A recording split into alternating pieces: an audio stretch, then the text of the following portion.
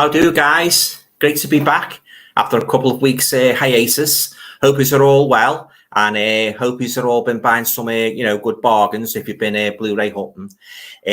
So as I say, it's great to be back. Talking to you all again. As you'll probably know, if you've seen the preliminary little thumbnail what I usually put out every week. Tonight's theme is all about horror movies. So let's talk horror, talk about your favourite horror actors, your favourite horror movies, horror movies in your collection, anything at all to do with horror. So it's a general horror stream, So as I say, it's great to be back in that, So great to be here with you all again. So without further ado, we're just going to get into the comments, guys.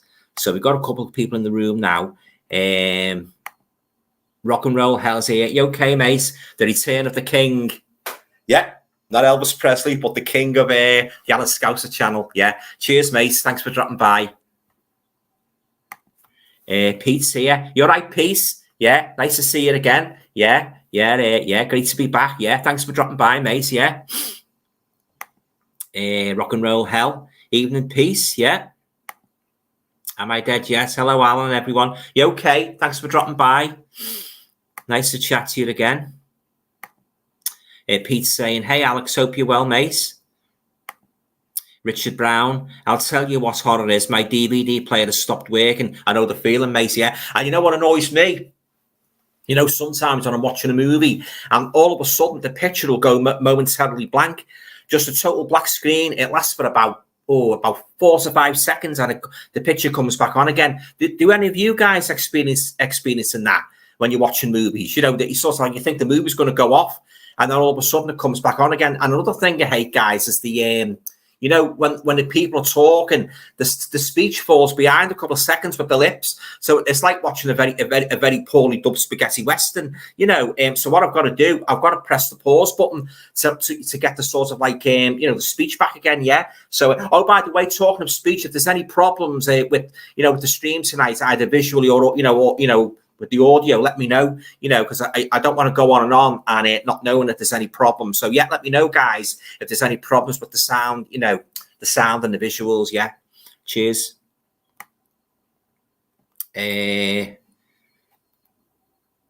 Right, Kevin's here. You're right, Kev.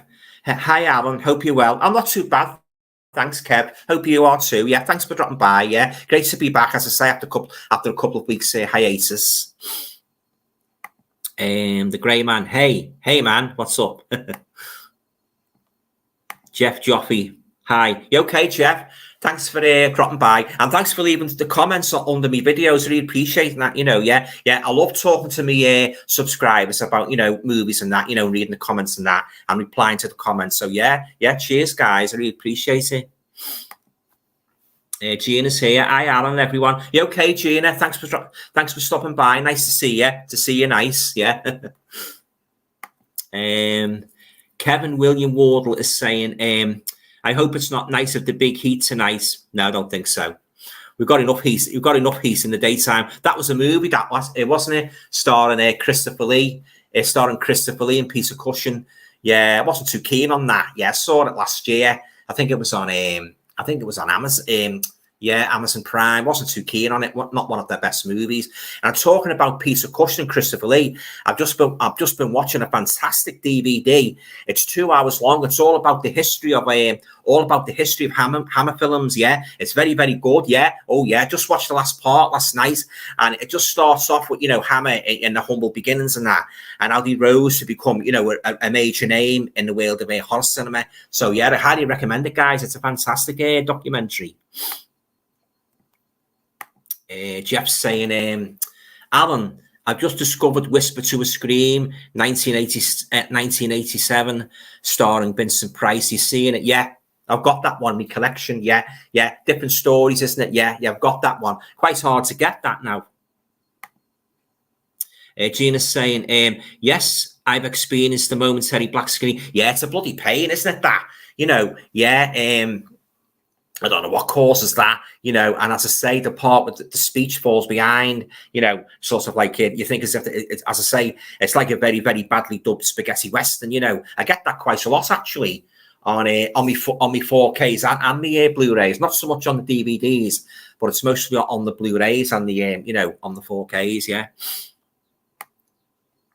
And talking of 4Ks, guys, I must confess I've been a bit of a naughty boy.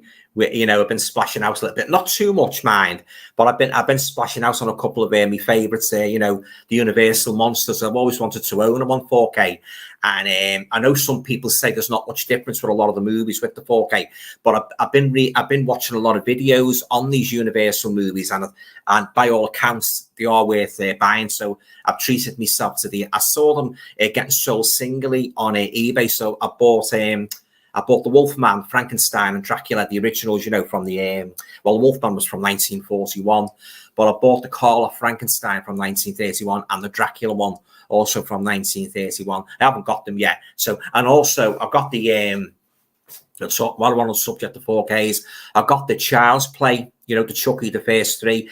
I've got all them now, so I'll probably do an unboxing sometime in the future of those 4Ks. Yeah, so I'm looking forward to watching them. Am I dead yet? Saying to Richard Brown, you're not a laptop with DVD player on it or a PlayStation. Jeff's saying Out of Sync is so annoying. It's telling me, Jeff, yeah. Oh, yeah, it's a very, very common problem, with me Blu-rays and 4Ks and that. The film starts off all right, and next minute, they're sort of like, as I say, the speech, it goes really out of sync, and I've got to keep pressing the pause button to sort of like, get it back to normal and that, yeah, it's a bloody pain in the posterior, it really is. Richard Brown, am I dead yet? No, only got a tablet. Right, guys, so while we're on the subject of horror, any of you guys been watching any good horror movies you can recommend, either on Prime, whether you've rented, bought it, let me know. I might have seen them. I'm always very interested to hear about new horror movies. Yeah, so let's see them. If you've seen some, even if you've been to the pictures to see them, let me know, what you thought of them, that, and whether you think I'd like them. Am I dead? Yes. Richard Brown, oh no, new DVD player needed then. They're dead cheap now anyway, right? Yeah.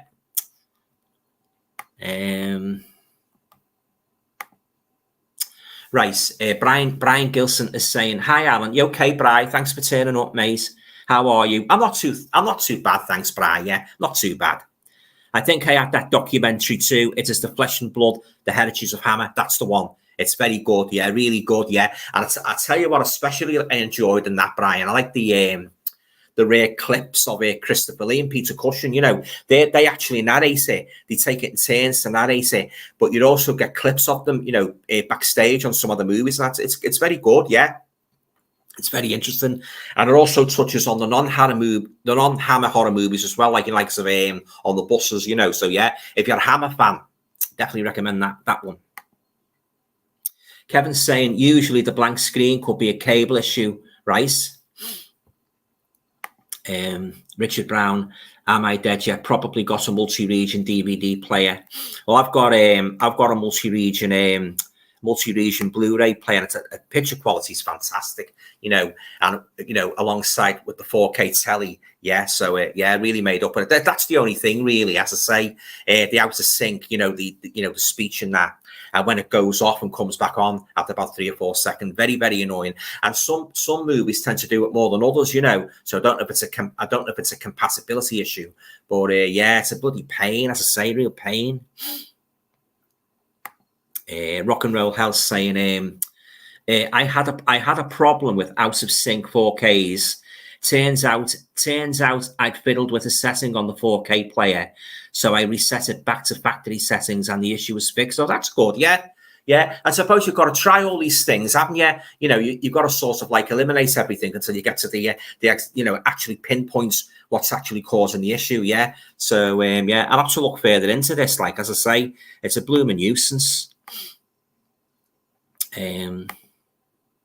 Right, the grey man's saying, I saw X last night. Yeah, that's a kind of a Marmite movie, that, isn't it? X. Yeah, I watched a couple of a couple of weeks ago, and it didn't really do anything for me on first watch. I am contemplating giving it another go, because it's been, I know, like when you go into HMV, they're selling it now for $2.99. You know, if you buy another Blu-ray or a DVD, they're selling, usually have X on the counter, you know, for $2.99. So I might give it another go. I don't know. I'll see. And then you've got Pearl coming out as well. I've heard a lot of good things about Pearl. So, yeah. So any of you guys seen Pearl? What did you think of it? Let me know, yeah. Any fans of the Universal monsters here? Oh, yeah. Well, actually, if you've been watching the videos, guys, you'll know how much I love the Universal monsters. I've got a very special video coming up soon. I won't say anything more about it for the time being, but I'm working on the script now for it. So yeah, so it's along the lines of 10 favorite things, 10 worst things, and so forth. Yeah, so that should be up very, very soon. Yeah.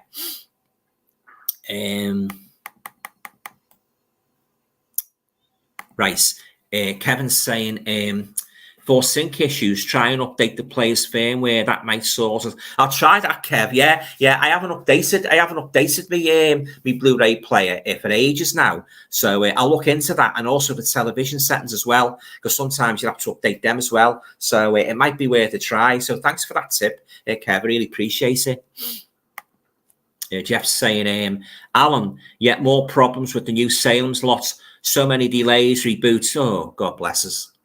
But someone on YouTube said he saw a preview and it's really scary. What's your thoughts?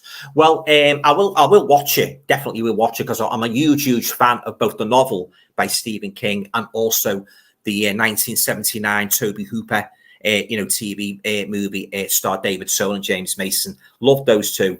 I did not like the remakes, and I didn't like that Return to Salem's Lot. But this new one, I will definitely give it a shot.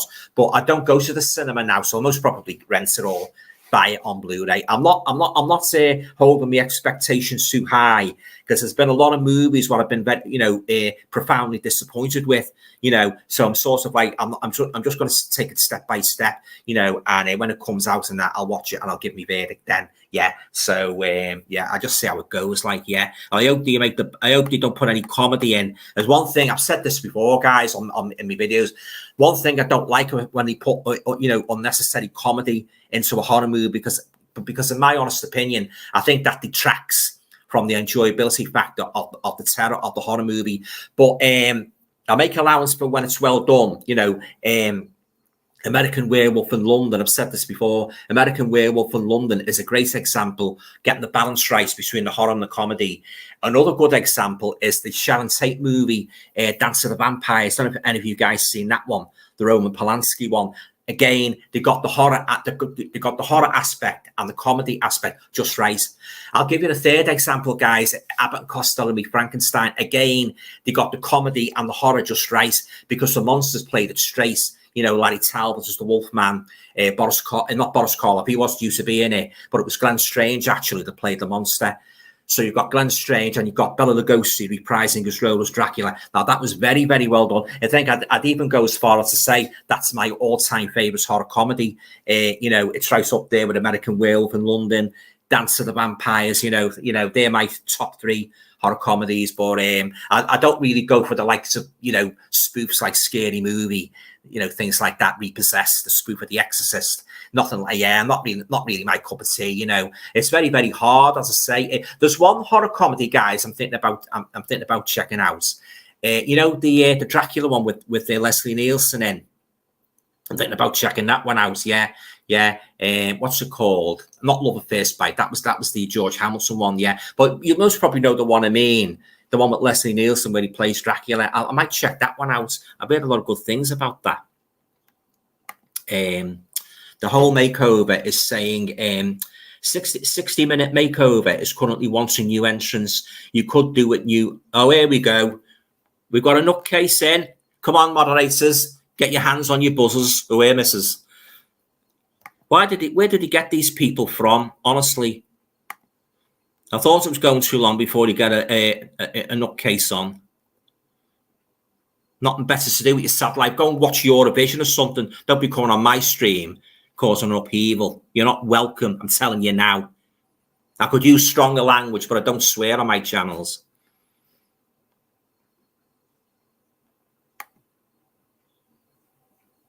Right, I've blocked them. I've blocked them now. So say moderators, if you're there, get your put your hands on your buzzers and zap any dodgy characters. I don't even like, guys, I've said this before, I don't even like watching them on my fellow YouTubers, watch other live streams and, my subscribers. I don't like these idiots popping up, disrupting it then and that, I don't know what they get out of it, to be honest with you. You're enjoying a live stream and all of a sudden you get a bloody Wally popping up, spouting gibberish. Oh, go and crawl back under the stone where you crawl from. That's what I say. Kevin's saying, Alan, try a new HDMI cable. I might just do that. Rock and roll help. There was a screening for the new Exorcist film last night. Audience hated it. I'm not surprised. With all these remakes. Seems to be a trend now. Look at the Halloween movies.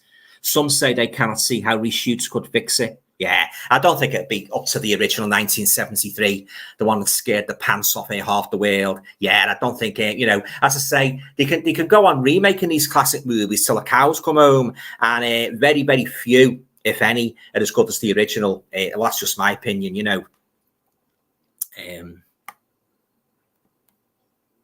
Look at The Wolfman, what you made a couple of years ago with Anthony Hopkins. It was okay. It wasn't as good as Lon Chaney Jr.'s Wolfman from 1941.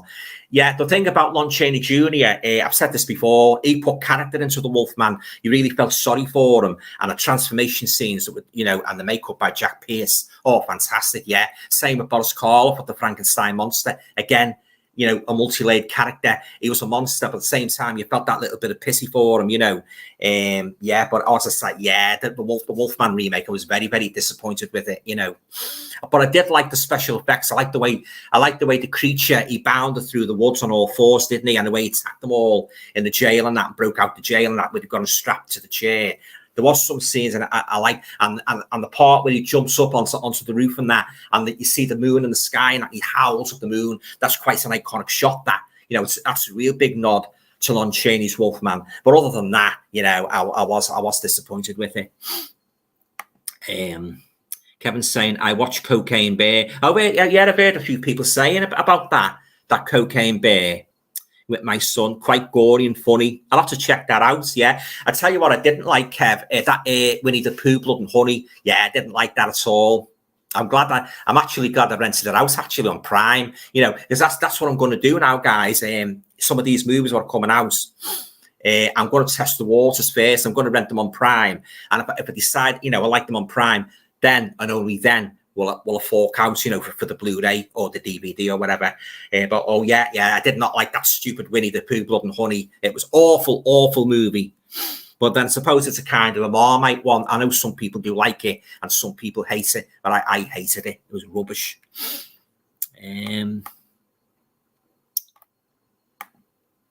Pete's saying, just block them, Alex. No, Alan, it is, yeah. Oh, thanks very much, Pete. Yeah, cheers, yeah.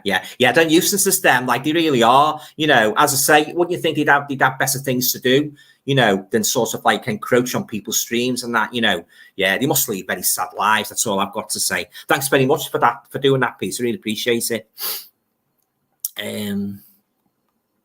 Right, Rock and Roll Health saying, good job, Master Jedi. Yeah.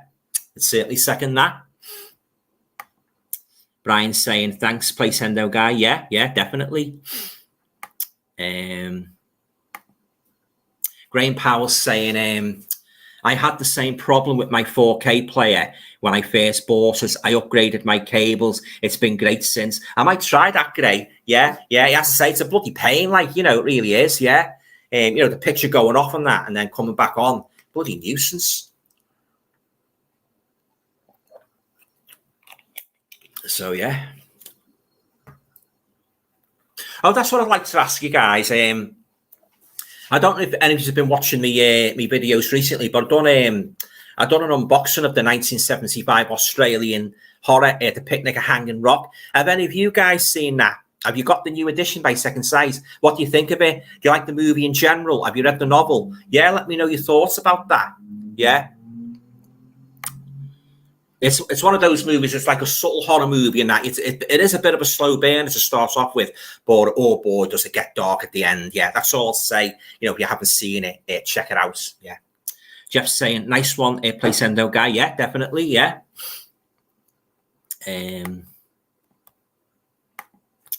Pete's saying, glad to hear you enjoy Megan Allen. Yeah, it was great, Pete. Enjoyed it, yeah.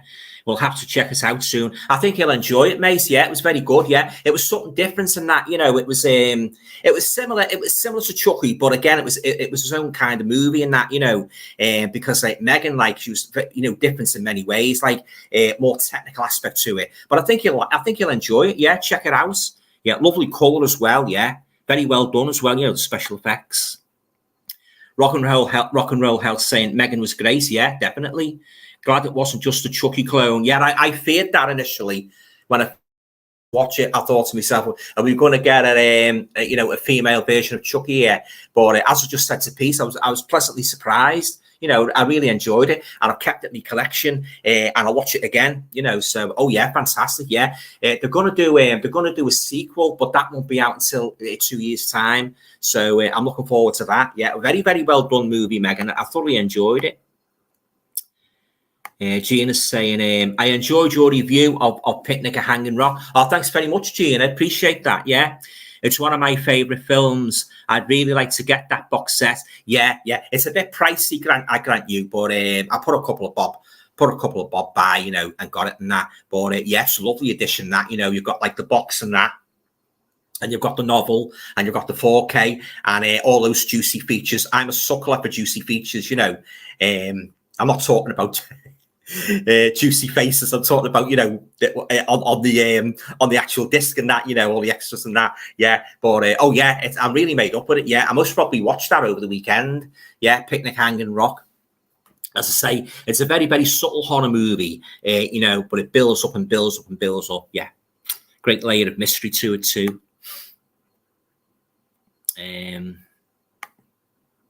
Right, the Grey Man is saying, I never knew Toby Hooper did Salem's Lot. Yeah, he did. Yeah.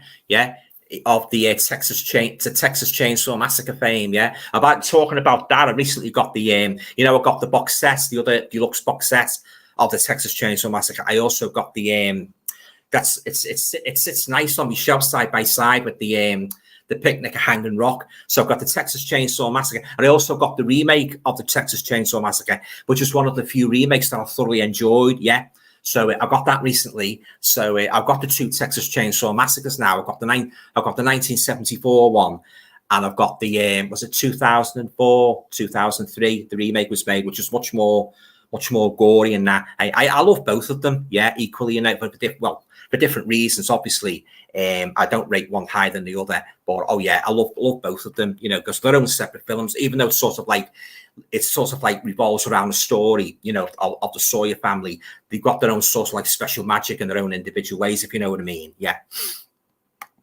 The Grey Man's saying, was that Fearless Vampire Hunters with Tater and Polanski?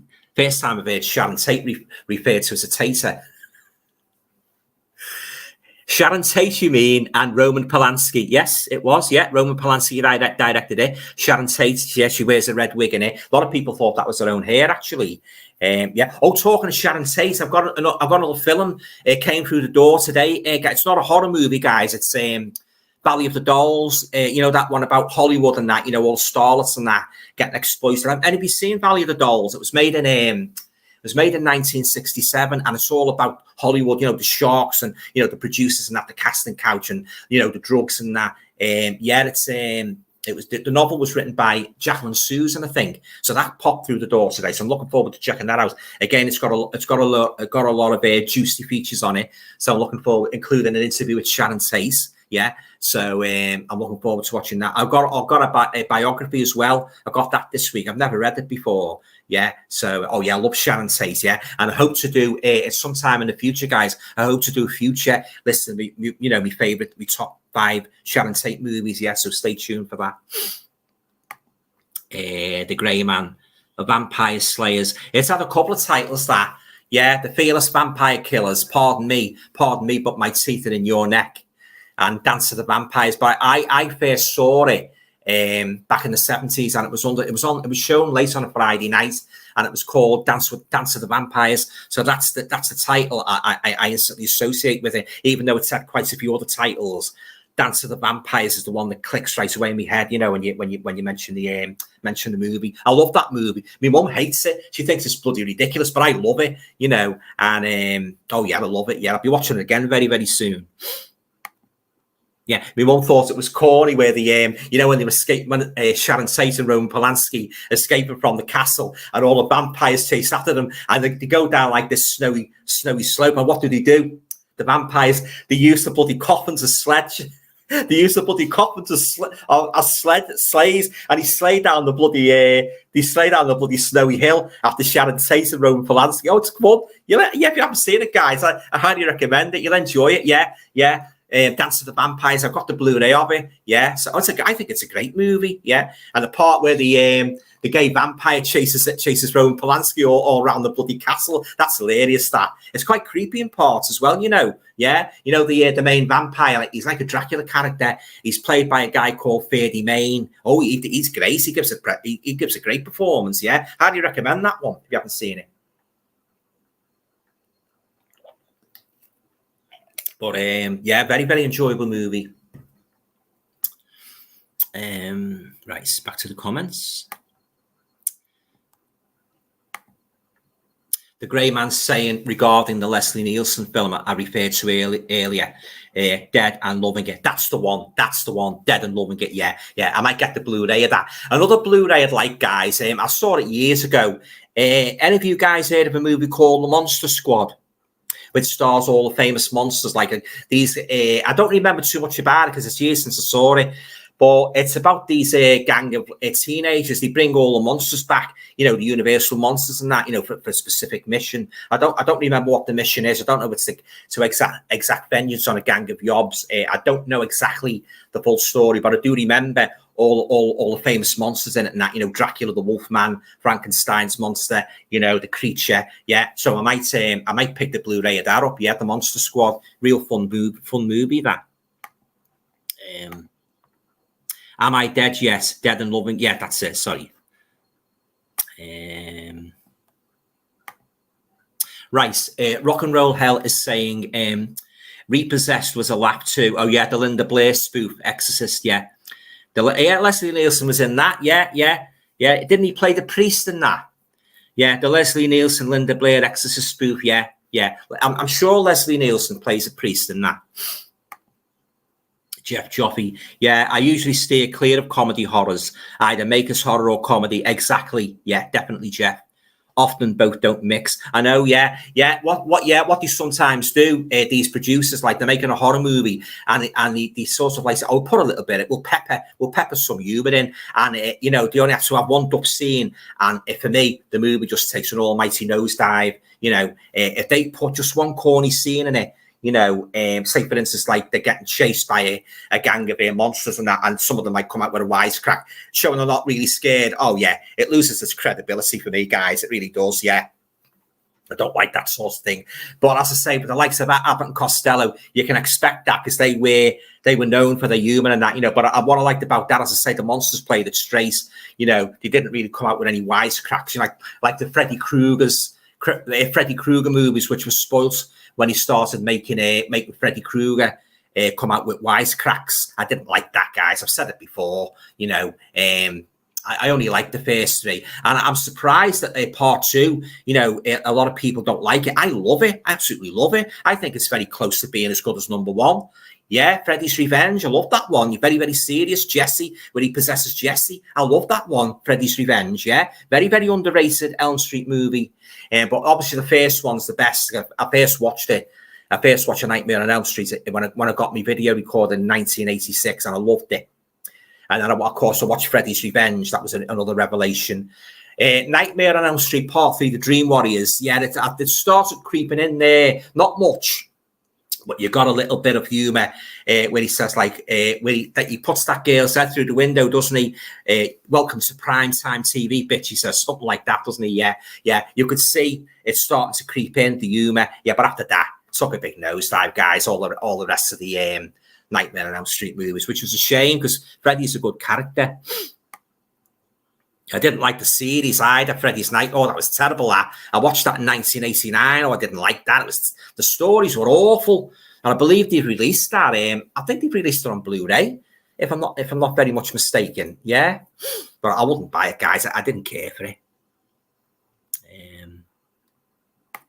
Here's Tony Crosby doing his best Leslie Phillips impression. Well, hello there. You all right, so? Thanks for dropping by, mate. Nice to see you again. Yeah, cheers, mate. Fastbear Brothers are saying, hi, Alan. You okay, mate? Hope you're doing well. I'm not too bad, thanks. Yeah.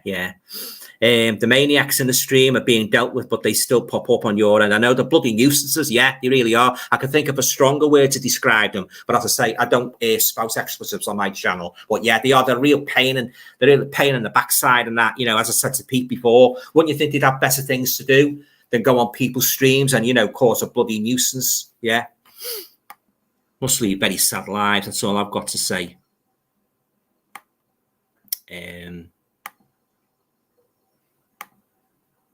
Right, Richard Brown saying, horror comedy, Young Frankenstein. I love Young Frankenstein. It's great that, yeah.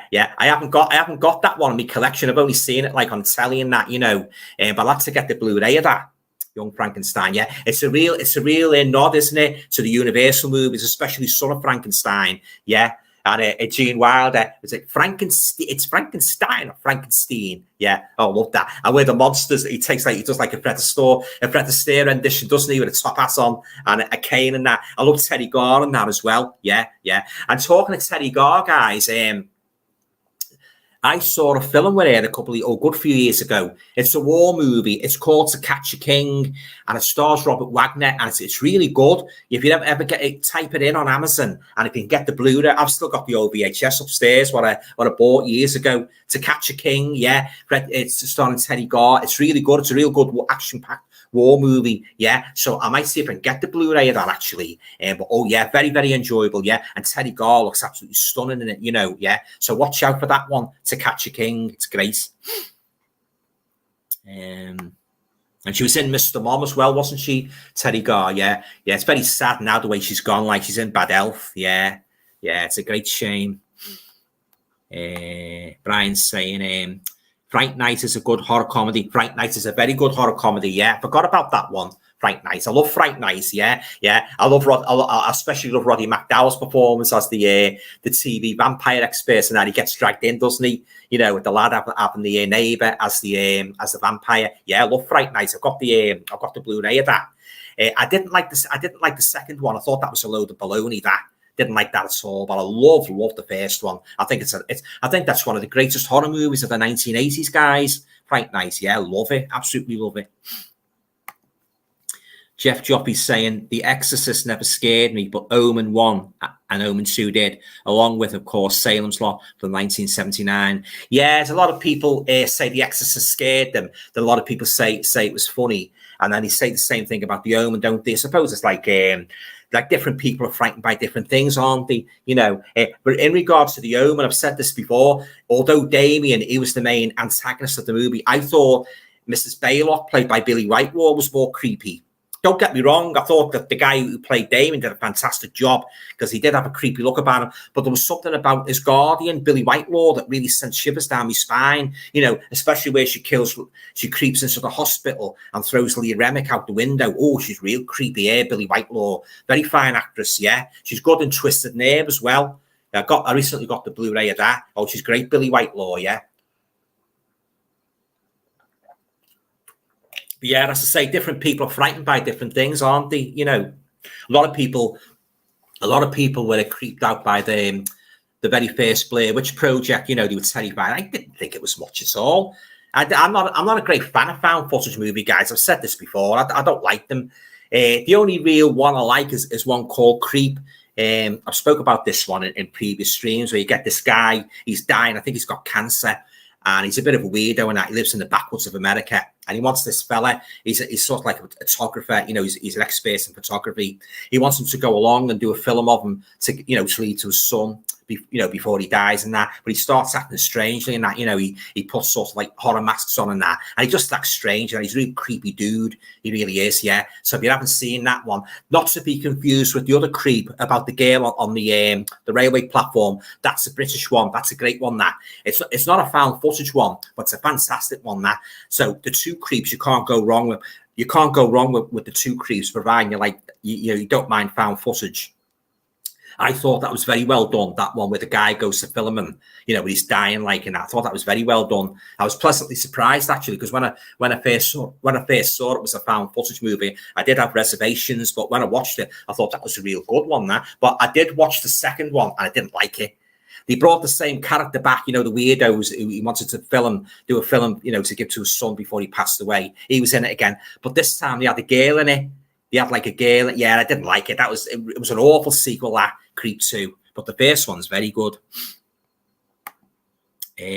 Horror Bruce, Brian. I love Fright Nice.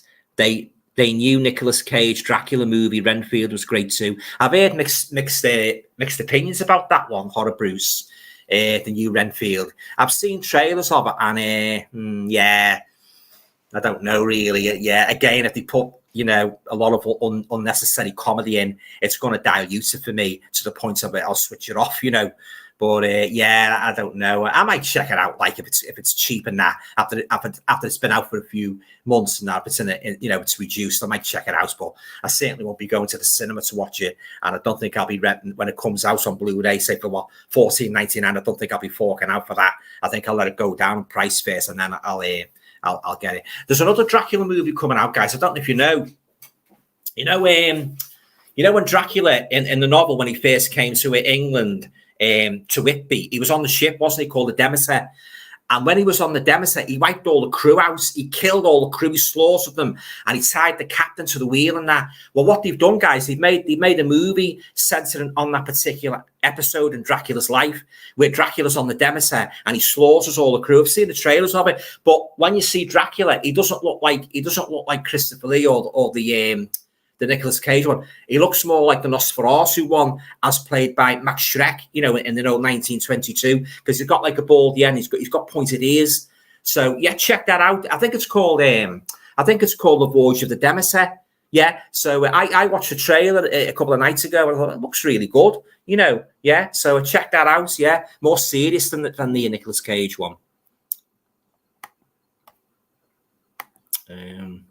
Right, Jeff's saying, Rosemary's Baby gave me the chills. Yeah, very, very creepy movie because it seemed real in a way. I love Rosemary's Baby. I absolutely love that. I think that's a masterpiece of horror, that Rosemary's Baby. Yeah. Oh, yeah. The subtle horror, the way it builds up and builds up. And that guy, her husband, see, I put him, any of you guys watched my video on the 10 worst horror movie traces? Well, if you've watched it, you'll know he's number one. The fella, her husband, you know, because basically sold it to the devil, didn't he? Because he wanted to get on in the acting world and that, and he made one poor guy lose his sight, and then he sort of like he conspires with all these others in the apartments in this housing block. You know, the devil to have the devil's baby. He's a right traitor, and I hate bloody traitors. I do, yeah.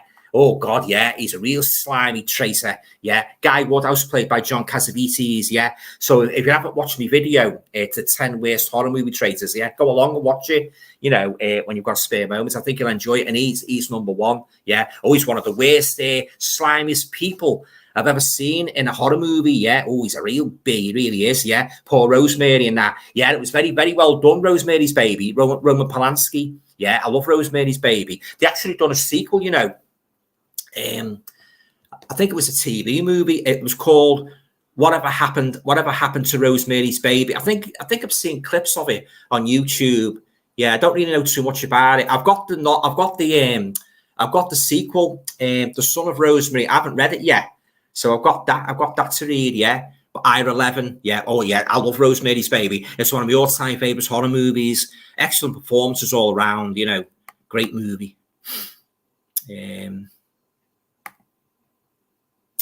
Brian Gilson says to Horror Bruce, it's one of my favorite films. I can't wait to see Renfield. Right? Yeah. Kevin William Wardle is saying cocaine bear has some bad language in it, so please bear that's in mind. Yeah. I don't mind a bit of swearing, but it's essential to the plot. But what I don't like, guys, I'm sure most of you will agree with me. Every other word is F this, F that, and there's no need for it.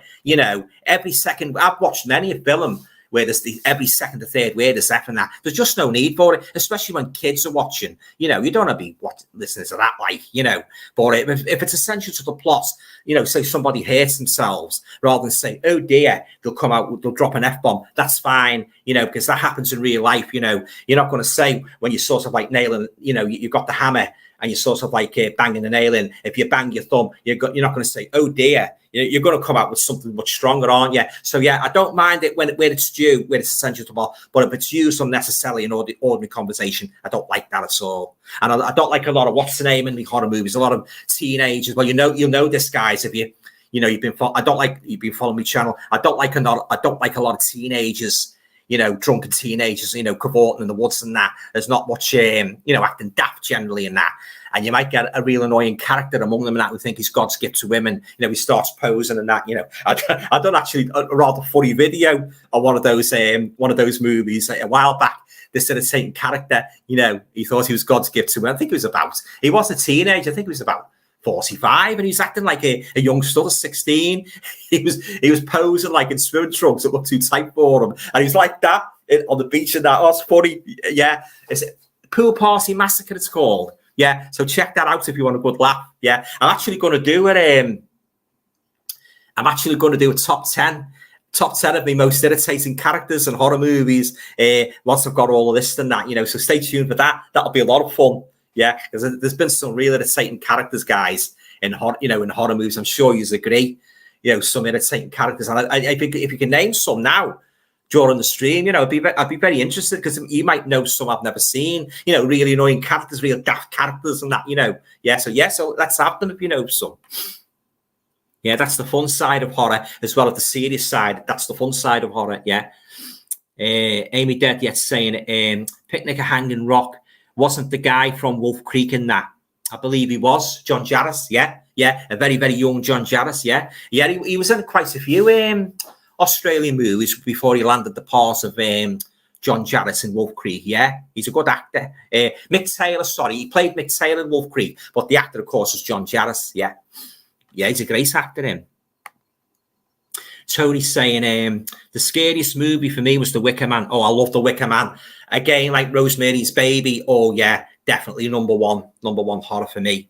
Imagine going for a holiday in that village. I know, yeah, definitely. Poor Sergeant Howie. Yeah, I love The Wicker Man. I've got the special edition that on Blu-ray. Yeah, I never get tired of watching that. And Christopher Lee, he's really evil, isn't he? As Lord Summerisle. Yeah, and what do you do to him at the end? Poor Sergeant Howie. Oh my days, that Wicker Man, they burn him alive, don't they? With all the animals. Oh, it's a classic that. It really is, yeah. It's one of those, as I say, it's one of those movies like Rosemary's Baby. They build the horror up step by step by step. Yeah, I love The Wicker Man, the classic. I wasn't too keen on the Nicolas Cage one, the remake. I didn't like that at all. Or The Wicker Tree. They done one called The Wicker Tree as well a few years later. I wasn't too keen on that either. Right, Richard Brown saying The Picnic at Hanging Rock, excellent film. Book is just as good. Yeah. As I say, I'll be revisiting that very soon. My new deluxe edition. Yeah, nice scenery in that as well. The Australian outback. Jeff saying to Tony Crosby, interesting how we don't all agree on what is a really scary film. Yeah, well, I think that applies to all the genres, doesn't it? Comedy, people laugh at different things. War movies, like people like different kinds of war movies. Some people like World War II, some people like World War I, some people like the Napoleonic Wars. Yeah, I suppose it's like to each his own, really, isn't it? It's all a matter of taste, isn't it? As I say, what might be funny to one might be so funny to another. What might scare the pants off one person might be so scary to another. They might even laugh at it. As I said before, a lot of people laughed at The Exorcist, especially when it went round. Yeah. So, but yeah, it's horror's all things. It means different things to different people, doesn't it? Some people like a lot of blood and gore. Some people go more for the subtle horror. Well, myself, I've said this before. I don't like a lot of blood and gore. There's no story. Story's number one for me. If it hasn't got a good story, I'm afraid I'm out. I sound like someone on Dragon's Den, don't I? Yeah, but yeah, I don't like it, guys, when they just put blood and gore, and there's no story. The characters are no good. Teenagers like, too many annoying characters. Yeah, I don't like those sorts of movies. That Lover's Lane, that was a prime example of a really disappointing movie. Yeah, I've done a review of that. Some of you guys must probably watched it. Yeah, I didn't like that Lover's Lane. Thought it was awful. Richard Brown, is Judy Boken in Picnic at Hanging Rock? The name rings a bell. I'm not too familiar with all the cast. It's a while since I last watched it, but you might be right. It rings a bell. Judy Boker. Is the pretty blonde girl in it? Is that what you mean, Judy Boker? Yeah. I know what's her name's in it. Rachel Roberts. I think she plays the school teacher. Another fine actress, Rachel Roberts. Rock and Roll Hell is saying, I trust you have that 60th anniversary Wicker Man on pre-order, saying no, I haven't. No. All cuts of the film, all in 4K. Insane. No, I haven't. No, because I've got the one I've got. I'm quite satisfied. It's got loads and loads and loads of special features and that. And I think I'd only upgrade to the 4K if there's a real upscale, a better picture and loads more features. But I am aware of it. It hasn't escaped me notice. But as I say, it would have to be a real good upgrade to the one I've got for me to fork out the money to buy it. Yeah. Bob's saying, all I know is that Dracula should be scary. Dracula should be scary, like Christopher Lee. He was the scariest Dracula.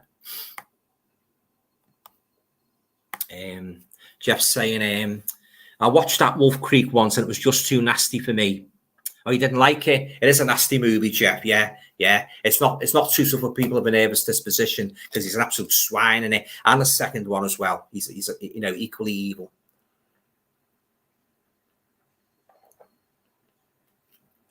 It's supposed to be making a part 3 as well, but so far it hasn't come to fruition. I didn't like the series of that. I watched the series of Wolf Creek and I didn't like it. Didn't like it at all. But I love the first 2 movies. The Grey Man, lol Tata was a typo. Oh, Tater. Hey, Sharon Tate, you mean? Yeah, I thought it was a typo. Tony Crosby. Jeff Joffe, it really unnerved me. No gore, but a great story. Yeah. Richard Brown, Beyond the Valley of the Dolls by Russ Meyer is great.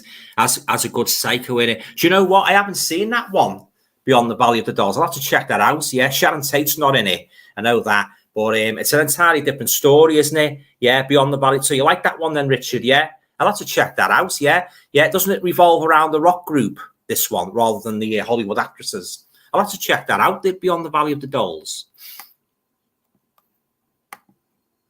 Brian Gilson saying, have you seen Once Upon a Time in Hollywood about Sharon Tate?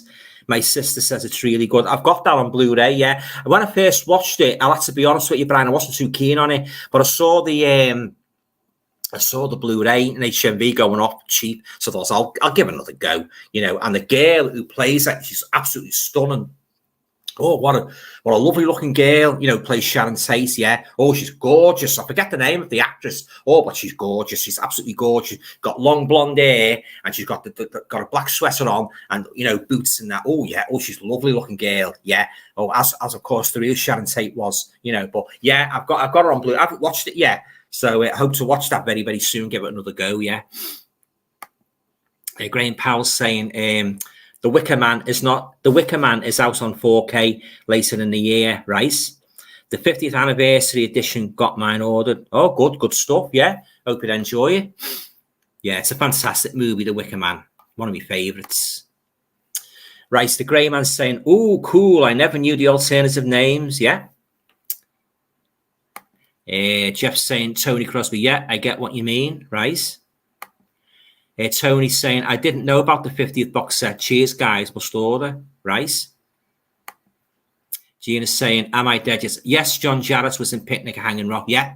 A very, very young John Jarratt. Yeah. Jeff's saying, Alfie Bass. Yeah. In a Dance of the Vampires. Yeah. Alfie Bass was funny.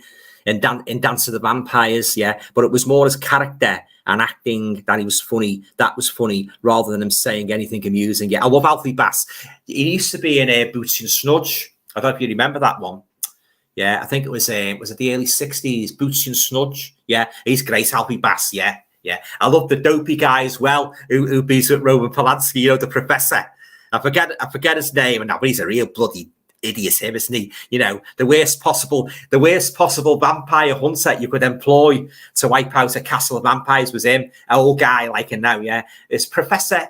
Oh, what's his name?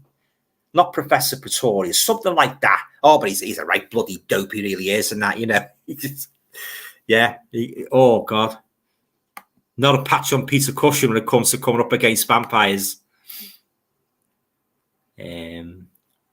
Right.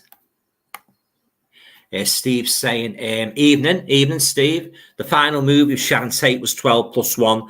Yeah. Oh, yeah, that's right. I want that one. Yeah, but the only thing is, the ones that's available on DVD, it's not in English. I want a DVD or a Blu-ray with the English. Now, I know it's on YouTube in English, but I don't really want to watch it on YouTube. I want it in my collection. So I'm hoping, fingers crossed, that Arrow or Vinegar Syndrome pick that up. So if anybody's watching here from Arrow or similar boutique labels, you might get that one out of Sharon Tate. 12 Chairs, it's called as well. Also 12+1. Yeah. Oh, yeah. I'd love that one. That was the very last movie she made it. And I think it was early 1969, just before the tragedy happened, you know, in the house and that. But yeah, that was the very last movie. And I definitely, if that ever comes out with the English, I'll definitely be one of the first to snap that up. Yeah, definitely. Right. Okay, the Grey Man. I heard of Monster Squad. Is there a film called Monster Club 2? I think there is, you know.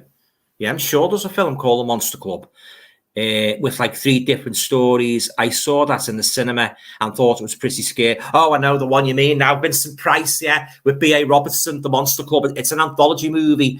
Yeah, and John Carradine plays the horror writer Art Chetwynd Hayes. Yeah, that's the one. The Monster Club. Yeah.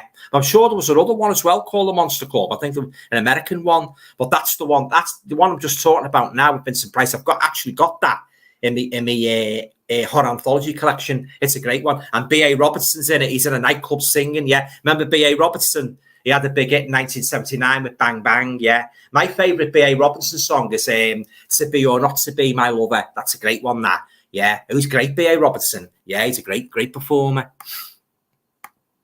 Cool in a Kafkan. That was another good one he made. Yeah.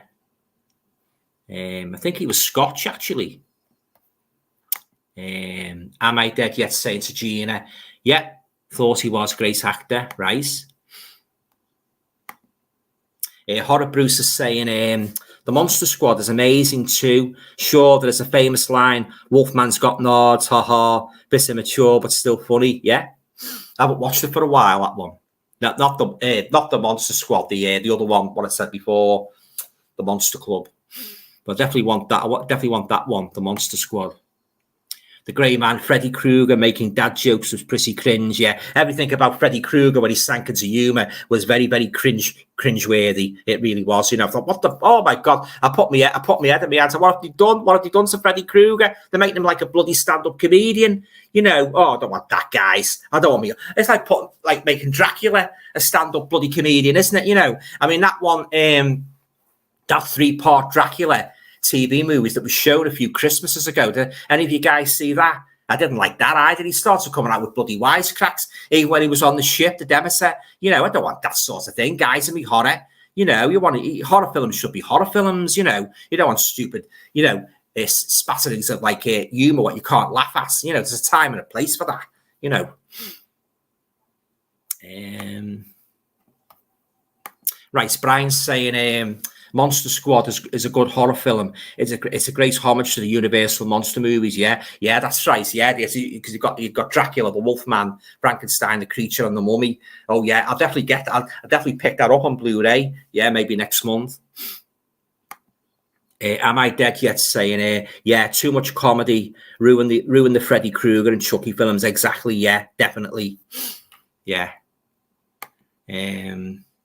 Rock and Roll Health saying Elm Street was trash after part 3. I totally agree with you. Yeah.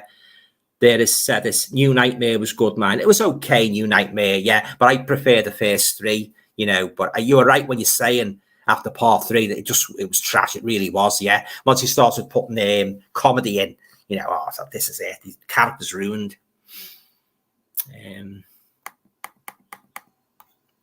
Right, Brian Gilson saying Wolfman's Got Nards is also the name of the documentary about the making of the film made a few years ago. I'll have to check that out. Yeah, cheers. Steve's saying the whole Tate Manson story is a horror story in itself. It certainly is, yeah. Oh, very, very brutal, very, very distressing, yeah. The 1973 documentary called Manson is a very disturbing, yes, incredible movie. I've got that one in my collection, yeah. Yeah, it is. It's very disturbing, yeah. Oh, very, very sad what happened to that poor girl, yeah. Yeah, awful. She's only starting out, wasn't she? You know, a career in that, yeah. Awful, terrible. Soviet Union, UK. Hello. Oh, Soviet Union, UK. It's not Vladimir, is it?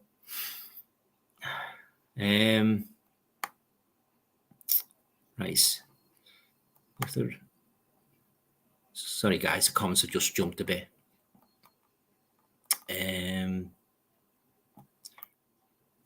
Right, Soviet Union, UK. What is your opinion on Halloween?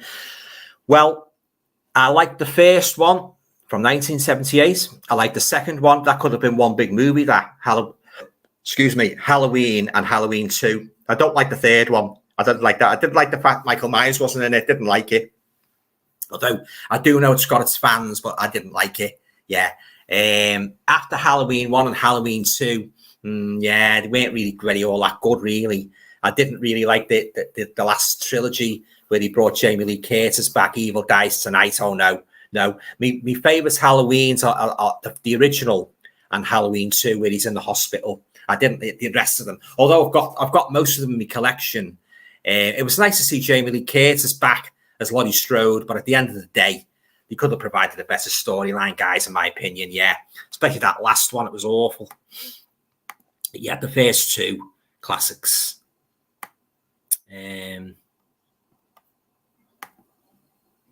Nice.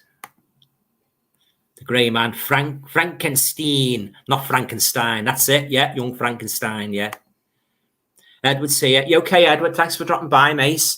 Hey, Alan, hope you're well. I'm not too bad, thanks, Ed, yeah. So good to see you back doing another brilliant live stream. Oh, thanks very much, mate. Yeah, I really appreciate it and that, yeah. Yeah, just had a couple of weeks away, like doing a bit of work and that, with me writing and that, yeah. But, yeah, it's good to be back, yeah. Great to be back, yeah. And I actually hope to have some guests on, starting from June. I'm going to start. People's expressed an interest in coming onto my channel, so I've been taking all the names down.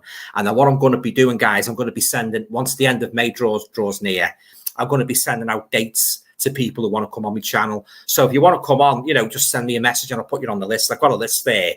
You know, compile the list of all people want to come on as a guest. Yeah. So yeah. So I'm looking forward to that. Having a couple of guests on. Yeah. It's been a while since I last had guests on. Yeah. So that's something to look forward to. Yeah.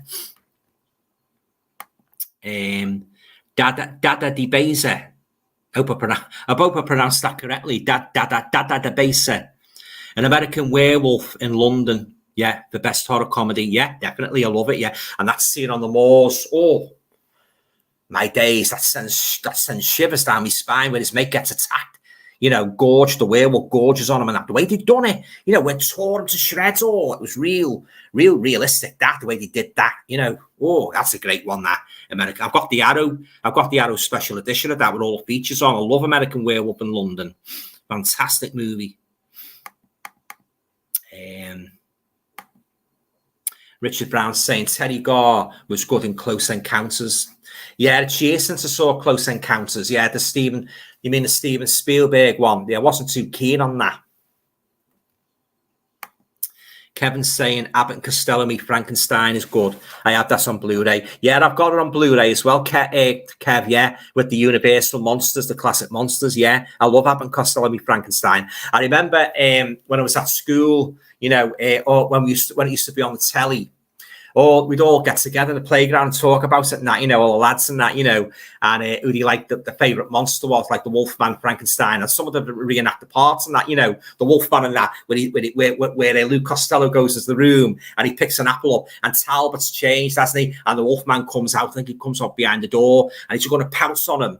And Luke locks the door. And then he goes back into the bloody room as well. And the Wolfman's still in there, changed and that.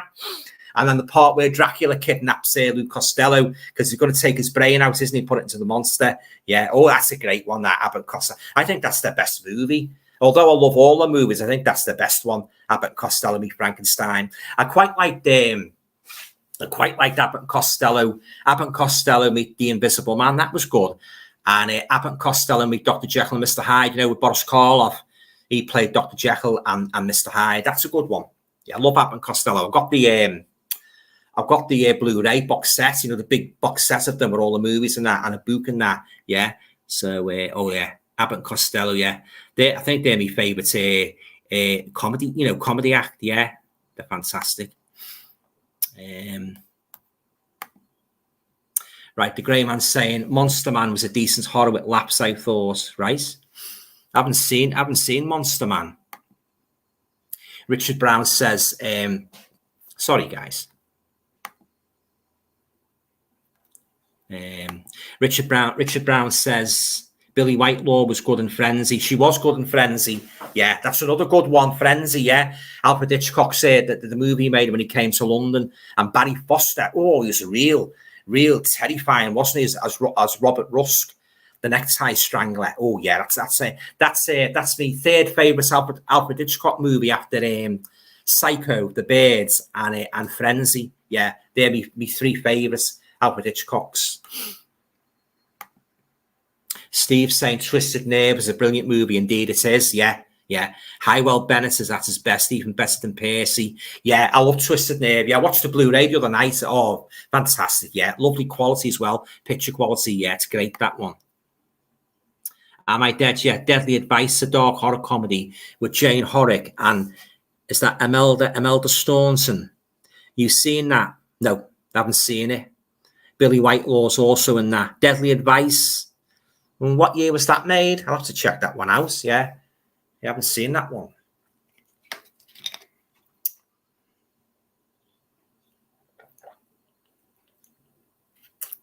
Yeah, she was one of our best actresses, Billy Whitelaw. Yeah, fantastic. And when she played Mrs. Baylock, oh, my days.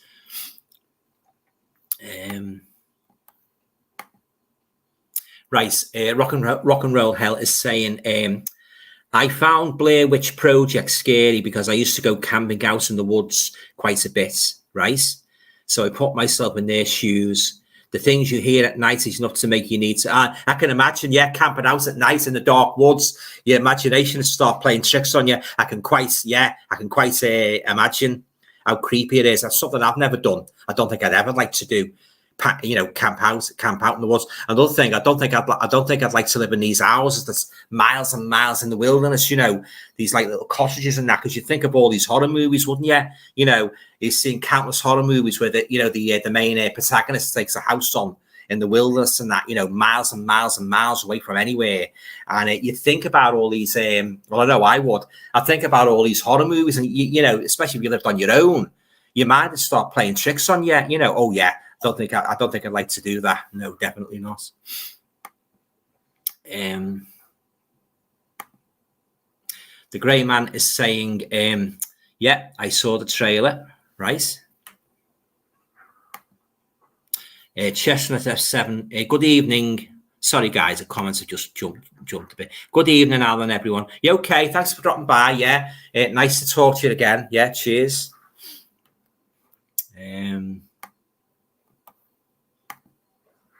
Rock and Roll Hell is saying the CGI blood in Renfield is the most horrific thing about it, right? Yeah. Well, as I said before, I must probably check it out, but when it comes down in price, I don't think I'll fork out $14.99 for the Blu-ray or even the DVD, $9.99 or whatever. I'll wait till it comes down in prices. It's not really, to be honest, guys, it's not really a movie that's really drawn the interest, Renfield.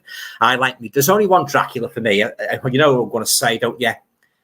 Mr. Christopher Lee, the late great Christopher Lee. He's the only Dracula that I think nailed it spot on in terms of horror, in terms of terror, in terms of magnetism, you know, the women and that, you know, we hypnotize them and that. Always really, he was the greatest Dracula ever, in my opinion. And he was scary as well when he sort of like turned, when the blood went into his eyes and his fangs sprouted and that.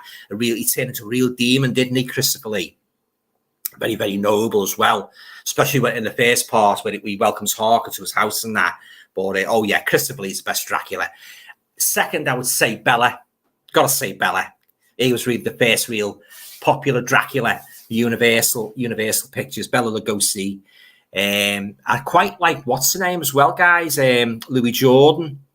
Have you seen that 1977 TV show where he played Dracula? He was quite good, Louis Jordan. I do like Count Yorga. He's not Dracula, obviously, but he's very, very close to Dracula. Count Yorga, played by Robert Quarry, he's very good, real creepy. I can never forget that scene, guys, where all his vampire gang, they converge on this house and that. And it's a bit like the Manson murders, actually. I believe it was inspired by the Manson murders. They all converge on the house and he slaughters all the people inside and he kidnapped the girl. That's a great one, that. Count Yorga, yeah. But, oh, yeah, Christopher Lee, definitely, yeah. And I say, getting back to Renfield, as I say, it's not a movie that I'm really, really sort of like really desperate to see. You know, I'll probably get it, like, when, as I say, when it becomes a bit cheaper when it comes out. Richard Brown saying the final voyage of the Demeter, that's the one. Yeah, Dracula's ship. The ship where Dracula was on coming to Whitby, you know, to spread his vampirism to England, yeah. The Grey Man says, sorry guys, comments are going a bit weird here. The Grey Man says, that was what I said in my trailer reaction, more like Nosferatu, yeah. Last Voyage of the Demeter, yeah. I'll definitely check that out, yeah. I was just thinking, guys, about that scene with Dracula on the ship. Wouldn't it have been awesome if Christopher Lee did about that in Christopher Lee's first Dracula film? You know, where you see him on the ship and that. But of course, it was all down to budgetary restraints, wasn't it, guys? You know, they only had so much money, you know, and they had to cut a lot of it out and that, you know. So, but I often think to myself, wouldn't it have been awesome, really awesome, if they'd have had that scene in Christopher Lee's first Dracula movie, you know, as was in Stoker's novel where he's on board the ship? Because I think that's one of the most, in my opinion, being a huge Dracula fan, I think that's one of the most terrifying aspects of the whole Dracula story, where he's on the ship, his coffin's on the ship, and he slaughters all the crew, you know, he really, you know, indiscriminately slaughters them, drains the blood and that, you know, and ties the captain to the wheel. I think that's a great part in the Stoker novel. The Grey Man or Final Ha, I forget. Richard Brown, John Cassavetes also played the demon in Rosemary's Baby. Oh, right, he was a demon in the husband form, wasn't he? When you know, where he betrayed poor Rosemary. You know, oh yeah, he's right, traitor he was. Yeah, traitor of the worst degree. In Rosemary's Baby, the camera zooms in on a book about Sammy Davis Jr., who was a member of the Church of Satan. No, I didn't know that. Sammy Davis Jr., as was Jane Mansfield. I didn't know Jane Mansfield was a member of the Church of Satan. I know the leader. I always remember the leader was Anton LaVey, wasn't he? But I didn't know they were members of the Church of Satan. You learn something new every day, don't you? Yeah, what the hell? Bad medicine getting into anything like that. Even Christopher Lee said that in one of his interviews. You know, he was asked about the occult, and he said in the strongest terms possible, "Don't get involved with this. Believe me, you know, you'll live to regret it. You know, you'll not only lose your." These are the very words Christopher Lee said. "You will not only lose your soul, but you will also lose your mind. So stay well away." Yeah, it was one of the interviews he'd done a couple of years ago when he asked Christopher Lee about the occult. He strongly advised, you know, tampering with it and that, because you don't know what you're getting into. Let's face it, do you? Ouija boards and that, you know, even the name of the Ouija board has sent shivers down my spine. Sorry, guys. Jeff Joffrey, that new vampire film sounds interesting. Alan, the 1922 Nosferatu makeup still looks really good. I agree. It does look really good. Yeah, Max Schreck. Yeah, he played the Nosferatu character, didn't he? Yeah. And again, in Salem's Lot, the bald-headed vampire with the pointed ears, Barlow, he was very good. He had the Max Schreck look, didn't he? Yeah. Any of you guys seen that remake with Klaus Kinski where he played Nosferatu? I do. I have a vague recollection of seeing it years ago on the telly. I don't remember too much about it, guys, to be honest, but I know Klaus Kinski was in it. So if you've seen it, let me know what you thought of it. Richard's saying Sammy Davis Jr. also had an enormous pornography collection, apparently. Oh, yes, we won't go into that. Mrs. Yeah, we won't go into that. This is horror nice. Horror nice, yeah. Right. Right, moving on. Rock and roll hell. Annoying characters in horror, and there's plenty. I've seen a few in my time, I tell you.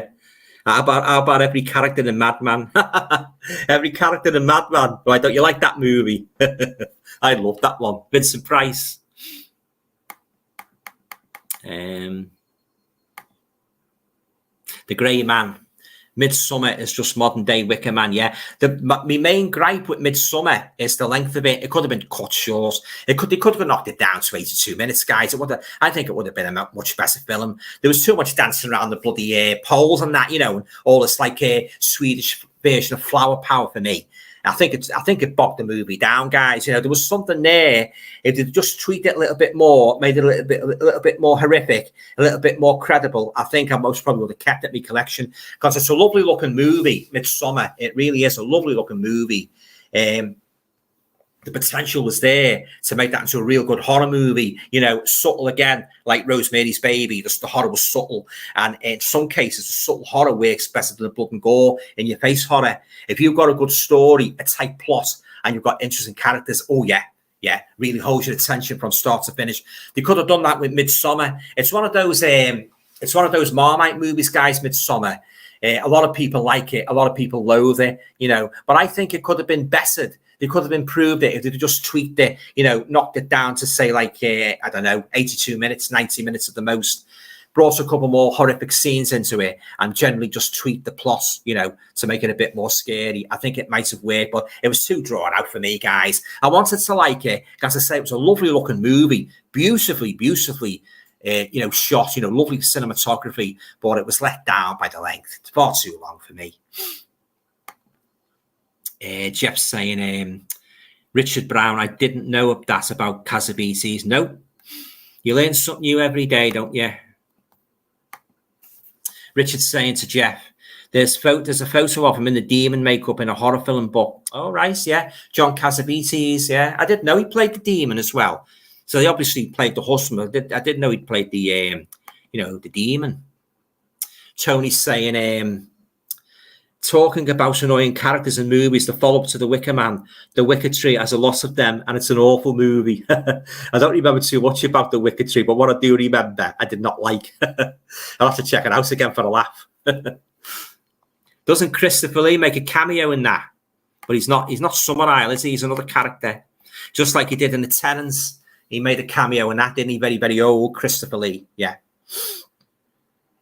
Jeff's saying to Richard, that's a great fact, right? Just aside, guys, from reading the comments out, do any of you guys collect horror magazines or horror comics? I'm an avid collector of them. I love the Dark Side magazine. That's great. I think that's the best horror comic. I like I buy Scream now and again. That's a good one, Scream. And I bought some of the Tales from the Crypt special editions as well. If you've seen my videos, you've most probably seen them. You know, the old EC comics of the 1950s. They put them all in these bumper volumes, yeah. And I loved the creepy and eerie comics growing up in the 60s, you know. The Witching Hour, that was a good one, you know. And then I used to love the Hammer, you know, the Hammer House of Horror magazines in the 70s. They were brilliant then, yeah. So as I say, yeah, if any of you collect horror magazines, or you did collect them and you've got memories of them, let me know. I'd be very interested, you know, to hear about your comic and magazine collecting ventures. Right, Am I Dead Yet is saying Judy Boker, that's it, that played Princess Andromeda in the original Clash of the Titans. She is one of my first cinema crushes. She was also Mina Harker in one of the Dracula films, Judy Boker, right, yeah. I haven't seen Clash of the Titans, so I can't really comment on that. Tony Crosby, never saw Midsummer. Is it good? Well, as I say, it's a Marmite movie. You know, it's very much, it's like a folk horror. Not as good as The Wicker Man, in my opinion, but very, very long. You know, they could have, as I said before, tweaked it and knocked it down to about 82 to 90 minutes. It might have worked. Far too long for me. That was its main fault. And it was in slow, but quite slow in parts. Richard Brown, Margot Robbie. That's the name of the girl who played Sharon Tate. Margot Robbie. Yeah, lovely looking girl. Yeah, yeah, fantastic.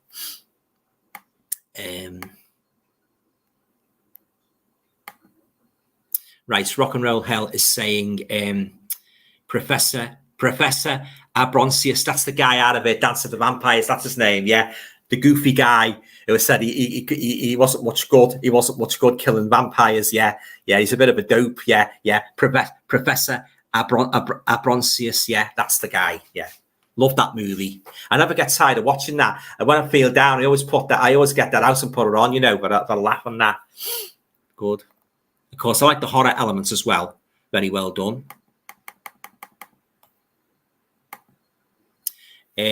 Chestnut 7 is saying Ferdy Main, isn't that the guy from Dance of the Vampire? Yeah, he played the main, he's like a Dracula character. Yeah, he was the king of the vampires, and his son was gay, and it was the son who chased Roman Polanski all around the castle and that, you know, it was hilarious that, you know, I think he kissed his hand and that, you know, he's a real gay vampire, and oh God, you know, Roman Polanski, like he messes his pants and that, you know, he's running around the castle and he's after him and that, you know, he's like, you know, that's one of the funniest scenes that in Dance of the Vampires. If you haven't got it, guys, I highly recommend you get the Blu-ray or DVD. I think if you love comedy vampire movies, you're in for a treat if you get that. I'm telling you now, you know, I don't think I've met a person yet who said he didn't like the movie, apart from my mum. She doesn't like it. But other than that, I don't think I've met a YouTuber or anybody else who doesn't like Dance of the Vampires. It's a real fun horror movie. But oh yeah, great characters, and Sharon Tate looks gorgeous in it, as she always does in a movie. So yeah, it's a great one. That I love it. Graham Powell's saying, I watched Psycho in 4K last week. Hitchcock was a genius. Indeed he was. It goes without saying, yeah. I would have loved to have seen that at the cinema when it first came out, yeah. Well, I first saw it on our old black and white telly, as I did with most of the horror movies, you know, the Universal, the Christopher Lee ones. We had a little black and white telly in the late 60s and that, and I often refer to it and that. I first watched it on my little old black and white telly in the 1960s, yeah. But when I first saw Psycho, that scene, well, two scenes actually. Well, of course, the shower scene creeped me out, and the part in the cellar with his mother, he puts a chair around and his mother's corpse. Oh God, I thought it was really terrifying watching that as an 8-year-old kid. You know, it spooked the life out of me. It really did. But obviously now you've seen it that many times. You know, you're immune to it. But when I first saw it, oh God, it sent chills running down my spine. Yeah. I've got the 4K Psycho now. The Grey Man. That ghoul story from Monster Club and the Banshee one were pretty creepy. I thought, yeah, there's some good stories in that. The Monster Club. Yeah, I love the Monster Club. Vincent Price and John Carradine. Britt Eklund's in it as well, isn't she?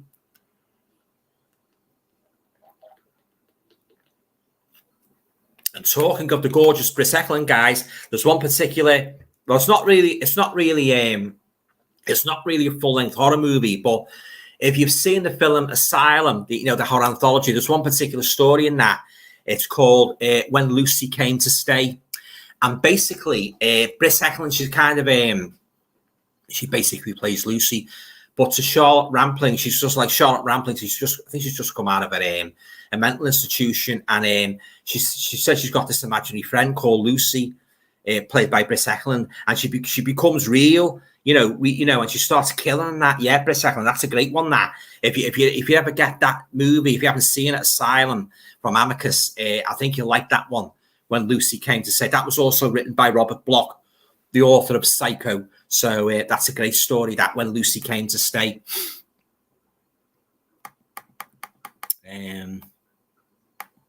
Right, Jeff's saying, yeah, I like the Monster Club too, an underrated horror film. That, yeah, it's a good one. The Monster Club, yeah. I still miss Vincent Price to this day. He made some fantastic movies, guys, didn't he? Vincent Price. I loved that, especially loving Theatre of Blood. I thought he was really evil in that. and well, there's so many, isn't there? Dr. Phibes, the ones he made for Roger Corman, The Pit and the Pendulum, all those and that, The House of Usher. Oh, he's one of the greatest horror. Vincent Price is one of the greatest horror actors ever, in my opinion. He's right up there with Karloff, Chaney Jr., Lugosi, Lee, Cushing. Yeah. Oh, fantastic. Yeah. It's a great shame, isn't it? We haven't got anybody. We haven't really got any real horror actors now, have we? All right, we've got Robert Englund and that, but at the end of the day, you still miss the classic actors, don't you?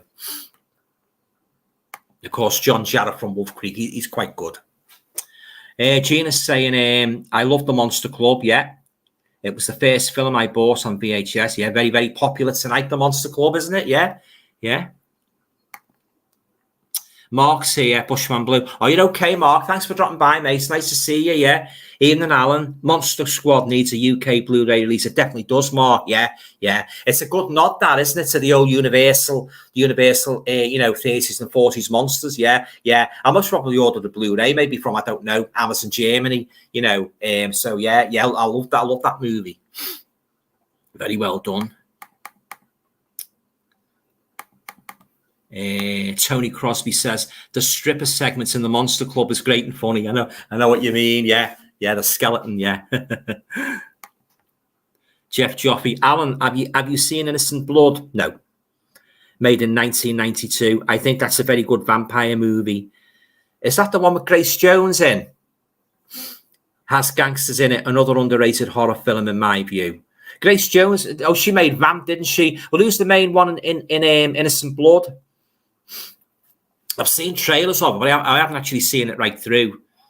I think, isn't that on the HMV Premium Collection, Innocent Blood? I'll have to check that out. Richard Brown's saying John Landis did Innocent Blood, I think. Oh, the guy who done American Werewolf in London. He's a great director, John Landis, yeah. Oh, yeah, I love him. He knows his stuff, doesn't he? He knows his onions, yeah. Yeah, he's great, him. Edward's asking me, what's your thoughts on Renfield? I haven't seen it yet, Edward. I've seen the trailer of it, but what I've seen, it doesn't really do much for me, to be honest. There's only one Dracula for me, Christopher Lee. And he's the benchmark, in my opinion. Christopher Lee is the benchmark. It's the benchmark by which other performances of Dracula are judged. And I've never, up to now, nobody's really got close to him, in my opinion, for playing Dracula. But getting back to Renfield, yeah, as I said, I'll most probably get it when it comes down in price. I don't think I'll be going to the cinema to watch it, or I won't be getting the Blu-ray when it comes out. I might rent it out on Amazon Prime just to see what it's like, $3.49, but other than that, I'm not in a great rush to see it, no. Steve's saying it's Eurovision. Oh, don't we know it's? Yeah, that's all we've got for the last week, isn't it? I was going to go over to Liverpool. I go to Liverpool, guys, every Saturday, do my Blu-ray hunting and that. And I got put off when I heard how hectic it was going to be. I thought, I'll book at that, I'll stay in Birkenhead. And it's going to be even worse this week, guys, isn't it? We got the final. You know what I didn't like about that Eurovision? I watched it the other night. Now, here's my take on it. And my mum will agree with me as well. You know what I didn't like about that? There was too much bloody laser lights in it. There was too many lasers. It was like watching a bloody scientific stage show. There was more lasers in it. The lasers dominated the songs, if you know what I mean. I can remember, if you're as old as me, you can remember when the Eurovision was really basic and simple and that, and all the songs were catchy. And you get all these different performers dressed up in the different gear from the respective countries. But now it's like a bloody disco laser show gone mad. That's my opinion. Most probably the same on Saturday. It was said to me, Mum, why have they got those lasers and that, dazzling and that? There's no need for it, And the songs are crap. There's no tunes, and that's my opinion anyway. The songs are rubbish. None of them stood out. Most probably watch it like would have been from Liverpool, but at the end of the day, it's just one big laser light show for me. I think that's detracted from it considerably. There's no need for, you're going to do a Eurovision Song Contest. The emphasis should be on the bloody songs, not bloody fancy lighting and that. It's the same with some of these movies, isn't it? Too much reliance on special effects, CGI. Why can't they just tell a basic story, get back to basics and tell a basic story rather than putting all these special effects in and that, It's ridiculous. Yeah. It's just one big laser light show, that Eurovision. Yeah. totally different to when it first came out and that, you know. Bushman Blue, it says Simon and Garfunkel were recording songs a couple of houses down from where Sharon Tate was killed. Oh, I didn't know that, Mark. They talked about it in one of their documentaries. Oh, I didn't know that. Simon and Garfunkel recorded songs a couple of houses down.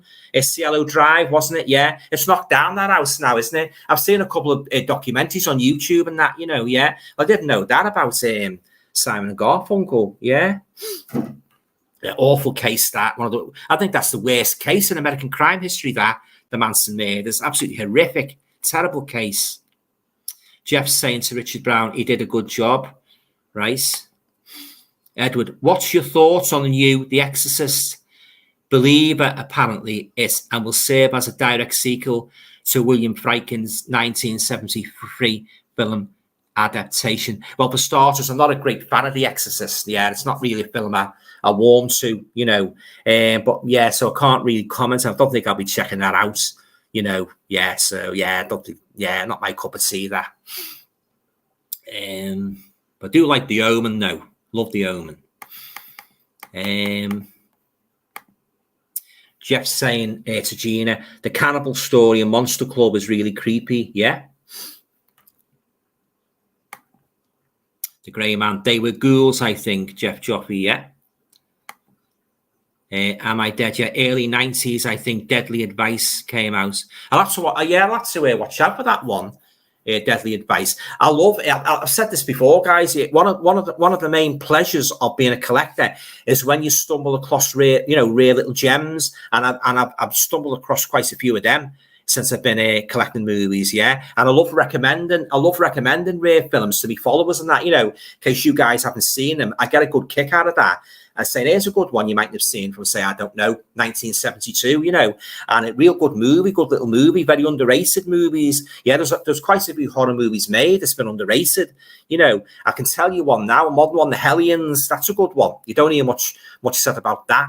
If you've been watching my videos, you'll have seen me review. It's basically about this group of young people. They rent this it's like a big high-rise block and that, you know, and they're right at the top, and they get trapped there and that. I won't say too much about it, but it's got a strong supernatural element. They're trapped, you know, right up at the very top of the high rise and that, you know, no means of getting out. And there's really evil in the, you know, in the housing developments. Yeah, the Hellions. So watch out for that one. It's a good one. But yeah, there's loads of horror movies that can knock spots off some of these big blockbusters, so-called blockbusters. You know, it's just a question of, you know, hunting them down, really. You know, because I hunt films down everywhere. I go on Amazon, I go on eBay, Film Treasures, Vinegar Syndrome. I've always got my nose out, my nose out, sniffing around for for rare little movies and that. You know, can watch and that, even black and white ones. You know, fantastic. Yeah. Some good little black and white ones as well. I've added to my collection.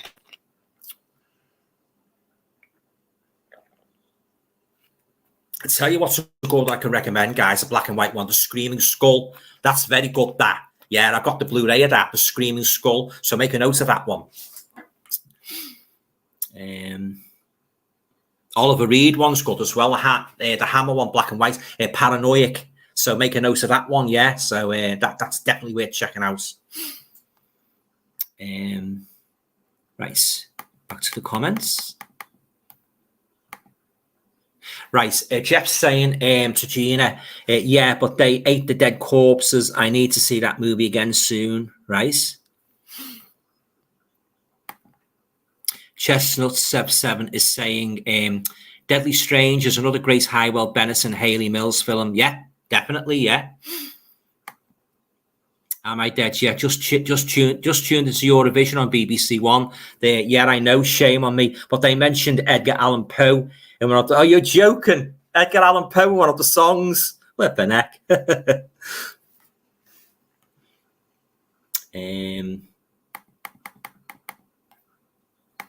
Jeff's saying cheers to the Grey Man, right? Mark says Deadly Strange is a film I always remember when I first watched it as a child. Fantastic ending. Yeah, definitely. Good one, that. The Grey Man. What is your favourite horror icon? I am quite fond of Angus Scrimm's The Tall Man, personally. Oh, that now you're asking. I've got a lot of favourite horror icons, but if I was pushed, I would have to say Frankenstein's monster, because for the simple reason he was the very first monster I ever saw as a kid. Boris Karloff, when he played the Frankenstein monster in the 1931 James Wales classic, I was hooked as soon as I saw that creature lumbering through the forests and the Universal backlot. Oh, I thought, what a performance this is. You know, I like Colin Clive as well, who played, Dr. Frankenstein. So Frankenstein's my number one monster, closely followed by the Wolfman, Lon Chaney Jr., that is, and Dracula, Christopher Lee. So Karloff, number one, Frankenstein's monster, the Wolfman, and Dracula, Christopher Lee. If I was pushed for a fourth one, I'd say Michael Myers. I'm not a great fan of the Phantom of the Opera. I'm not a great fan of the Mummy. Creature from the Black Lagoon is all right. He's not. I don't think he's great. But my three favourite monsters are Frankenstein's monster, Dracula, and the Wolfman. Everything about them. I've read countless books on them, magazines on them, variations on the stories. There's quite. I'll tell you while we're on the subject, guys, of Frankenstein's monster. I don't know if you remember the name. Do you remember a guy called Donald Gluss? He was an author, and he's very popular in the 1970s when he produced a string of The New Adventures of Frankenstein. I bought them avidly. Oh, they were fantastic, lovely covers and that. And it's basically the Frankenstein monster gets revived in modern day America. It's great. They're great. I'm glad to get them again. I believe they're very, very hard to get now.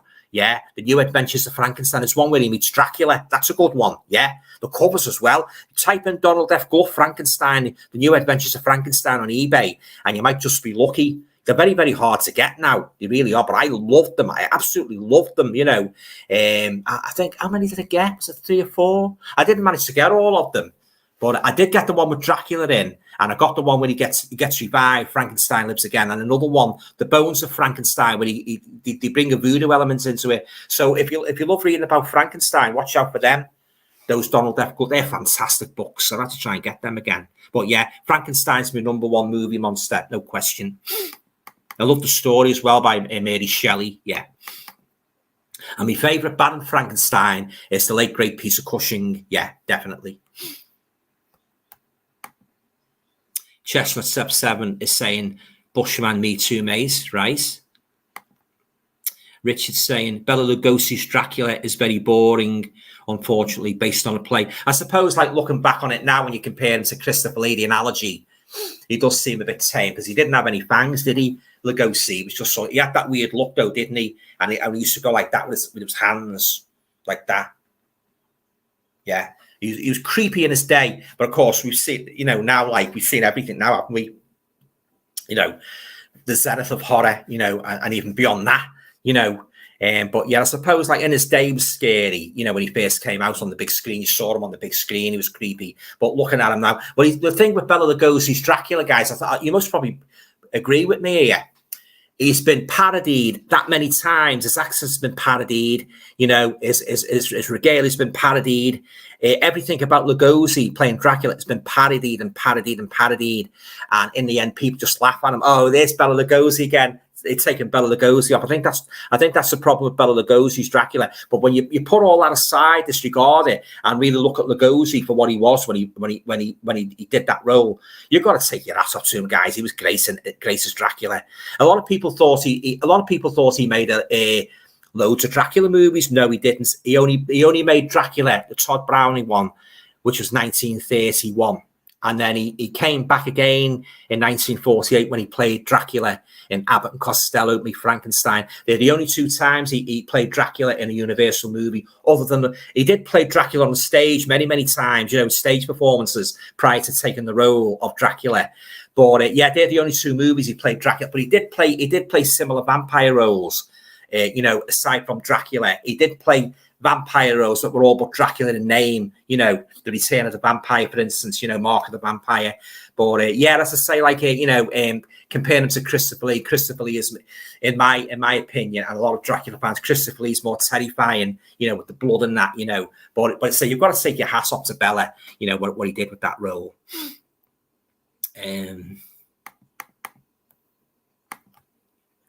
Geek Legion of Doom. Okay, Leo, you okay, mate? Thanks for dropping by. Hi, Alan. Did you see the Curse 2, The Bite is getting the new release on Blu-ray? I did, yeah. I'm going to get that, yeah, because I enjoyed the first one, yeah. So I'm definitely going to get that one, yeah. Oh, yeah, I loved that first one, yeah. I thought it was much better than the that Nicolas Cage one, the Colour Out of Space, yeah. Oh, yeah, I'll definitely be getting that one, yeah, definitely. Thanks for dropping by, Leo, yeah, nice to see you.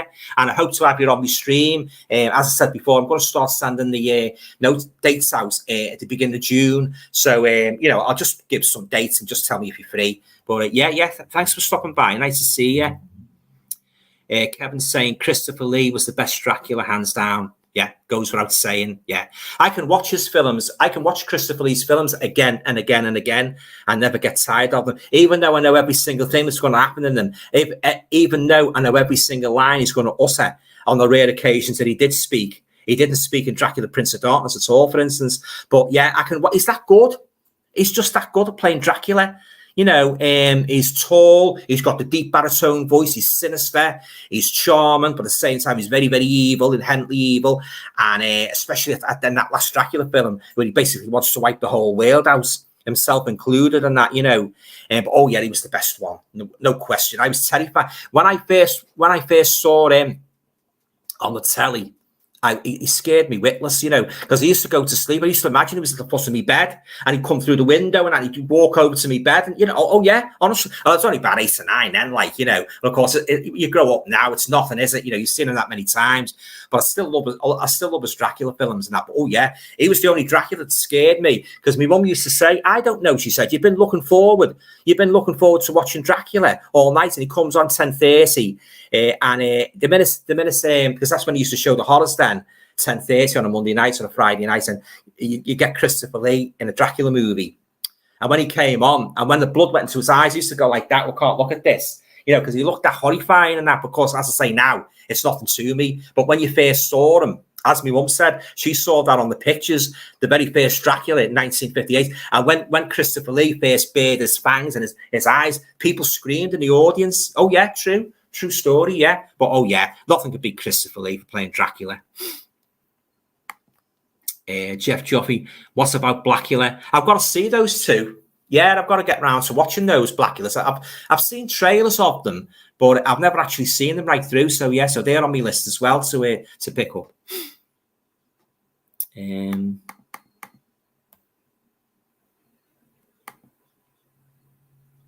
Tony's saying The Legend of Hell House, a very underrated movie. I love The Legend of Hell House. It's a great one, that, based on the story by Richard Matheson. Yeah, Roddy McDowall plays the medium. Yeah, I love that one.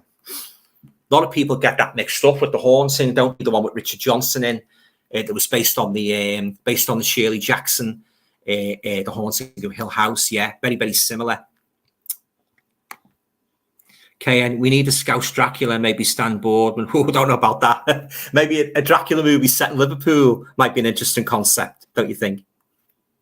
Actually thought about writing with me being a writer, I've actually thought about writing a novel where Dracula comes to Liverpool. Yeah. So that's still simmering in my mind, guys. So watch this space. I love writing vampire stories and other horror stories as well. Right, Chestnut 7 is saying witchcraft was on as a 12-year-old that creeped me out. Yvette Reese as the witch and the graveyard scene. That's the one with Lon Chaney Jr., isn't it? Where he goes off his head when he finds out that the grave of his ancestors has been disturbed by the bulldozers. Witchcraft, yeah. I've got that one on DVD, but I hope to get the Blu-ray of that. That's a great one, that. Lon Chaney Jr., he's a bit more older than that, isn't he? Yeah. Oh, but does he pull it off, guys? Fantastic performance. He's great. He's really sinister in that. Yeah. Kevin's saying, I love Return of the Vampire with Lugosi, better than Dracula, in my opinion. Yeah, it's a good movie. It even has a talking werewolf. I know, yeah. It's a good one, that, Return of the Vampire. Chestnut 7 is saying Sammy Davis, Satanist. Yeah, I didn't know about that. Sammy Davis Jr. being a Satanist. Yeah. So you learn something new every day, don't you? KN saying my dyslexic uncle joined the Church of Santa. I think he means Satan, don't you? I think it's a bit early for that, isn't it? Church of Santa. Kevin saying Jane Mansfield had a very tragic death. Yeah, she did. She got her head. She beheaded in a car accident, didn't she? Got her head sliced off. Yeah, she had a lovely figure here, didn't she, Jane Mansfield? Yeah, she was like Marilyn, wasn't she? Yeah, lovely looking as well. Dad at the base is saying the Nosferatu remake was by Werner Herzog, and Isabel Adjani was well fitting it. Yeah. Leo's saying, one thing I wish in horror movies is having some male protagonists, right? I swear the last time I saw one was Evil Dead or Fright Night. So bored with the final girl trope. Yeah, there's a lot of that now, isn't it? The final girl, yeah. Nearly every, well, especially in America, it's nearly always one girl left, isn't it? You know, and what I don't like about them as well, she suddenly displays superhuman strength, you know, or, you know, sort of like never ending, you know, she's not scared, like, you know, she basically fights like a man, really, which I think is a bit ridiculous and that, yeah. But yeah, I'm getting a bit weary of the final girl trope. Yeah, they should start having a few more, you know, male sort of like protagonists. Jeff's saying, why are all the teenagers in slasher movies in their late 20s and 30s? I know, yeah, I know what you mean, yeah, because I've said to my mum many times, he's never bloody 16 or 15. He looks about bloody 25, 30 in, yeah, I've noticed that, Jeff, yeah. Very, very mature beyond the age what they're trying to depict them as in the movie. It's like in the Getting Away from the Teenagers, you know, the Wolfman, you know, Claude Rains, he played his dad, didn't he, Sir John Talbot? He didn't really look all that much older, did he, than Lon Chaney Jr.? If you've seen the Wolfman, you know what I mean, yeah. But he delivered a fantastic performance as Sir John Talbot in that movie, yeah. But yeah, a lot of people said about that. He didn't, you know, it's supposed to be his dad. He didn't really look all that much older than his son, Larry Talbot. Richard Brown, A Quiet Wrath of God is an amazing psychological film by Werner Herzog. I haven't seen that one, so I can't really comment, to be honest with you. Rock and Roll Hell says, not the Madman with Price. I'm talking about Madman from 82. It's a slasher, a villain called Madman Mars. Oh, right, yeah, I saw that one. I didn't like that one. Yeah, I hated it. Yeah, I got it on the Arrow. Yeah, they did an Arrow released it. Yeah, I got bored with that. I flogged that one. Yeah, I know the one you mean now. I thought you meant the Vincent Price one first when you said Madman. Yeah, I didn't like that one, that later one. Am I Dead Yet? To Geek Legion of Doom. I agree with you there. They've been doing the final girl thing for nearly 50 years now. Yeah, exactly. It's like, oh, how original. Yeah. I think they're sort of like taking the leaf out the Halloween book, aren't they? Jamie Lee Curtis playing Laurie Strode and that. It's been replicated over and over and over again, often to a most boring extent, in my opinion. You know, yeah, they need to do something different with these horror movies. The Grey Man, I collect US comics. Oh, that's interesting, yeah. What titles have you got? Have you got Famous Monsters of Filmland? That was a big favourite of mine growing up as a monster kid. You know, Famous Monsters of Filmland by the I think he's dead now. Did I say the late great Forrest J. Ackerman? Yeah, Famous Monsters of Filmland. Yeah.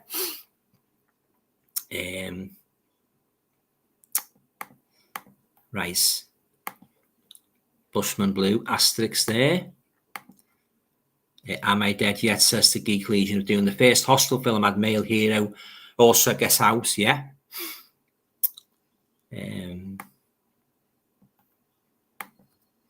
Zammy Adams. Hi, Alan. You okay, Zammy? Thanks for dropping by. Cinema Sewer is by far my favourite movie mag. It puts everyone else to shame. I haven't seen a copy of that one, Zammy. Cinema Sewer. I'll have to check that out. But I do, as I said before, I do love the Dark Side magazine. And as I say, Scream magazine's quite good as well. But my regular one is the Dark Side. Yeah, they do a fantastic job with that. Love the Dark Side.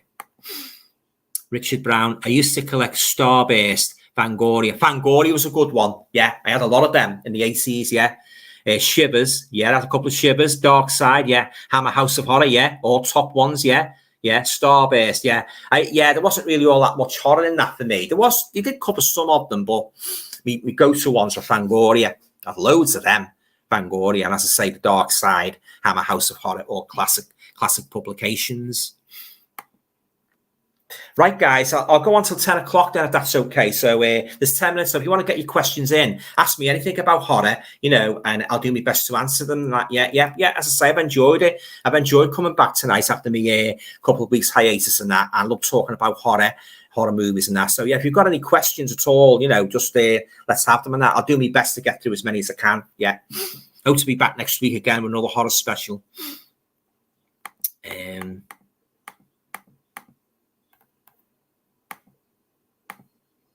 Right, Chestnut77, it says, I sometimes get the magazines. I collect the books on horror, sci-fi movies. Yes, Alan, Hammer Horror was a great magazine back in the day. It certainly was, yeah. Some great images of Christopher Lee as well as Dracula on a couple of those covers, especially the first one, the yellow one, which I bought in May 1976. Fantastic. Kevin's saying, I loved Hammer House of Horror in the 70s. Loved the Dark Side too. Yeah, definitely. Brian's saying to Richard, I used to collect Fangoria and Starburst too. Shivers was a great horror magazine. Yeah, I remember Shivers. Yeah.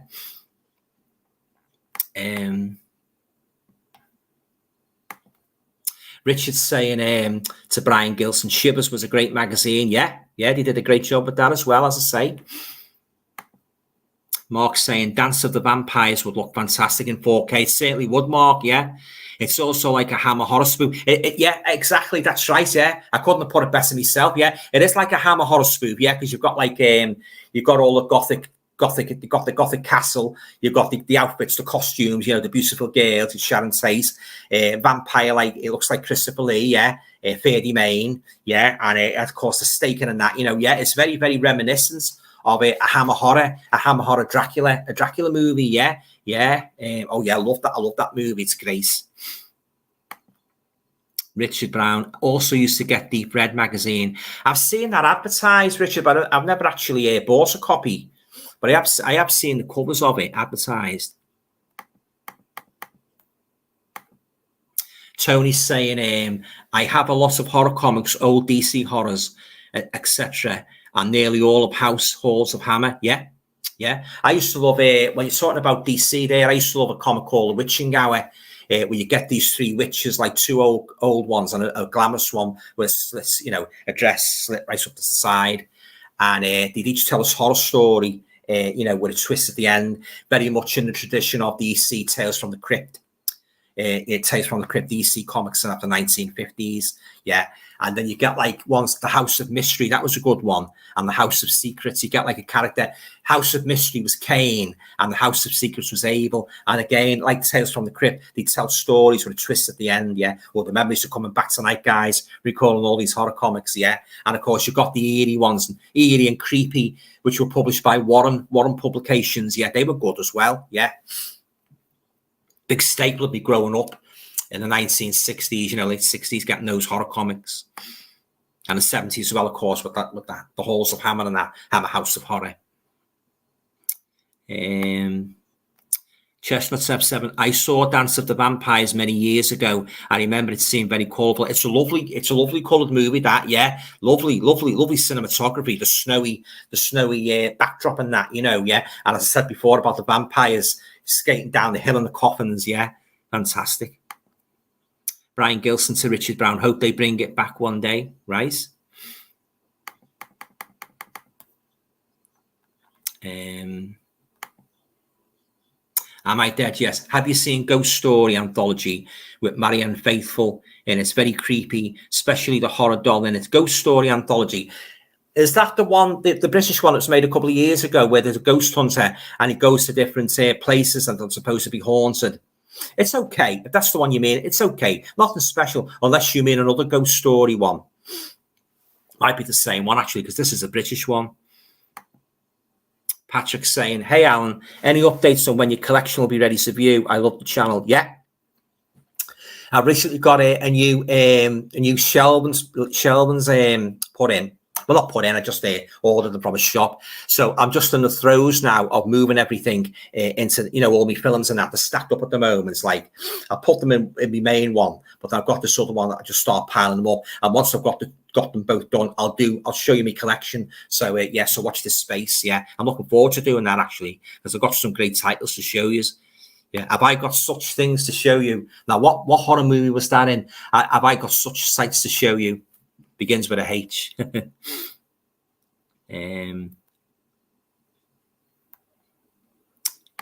Right. Got about 4 minutes to go, guys. As I say, if you've got any questions, I'll get them in. I'll try and answer as many as I can before I go off at 10. Yeah. Thanks for coming anyway. Really enjoyed coming back after me 3 weeks hiatus. Yeah.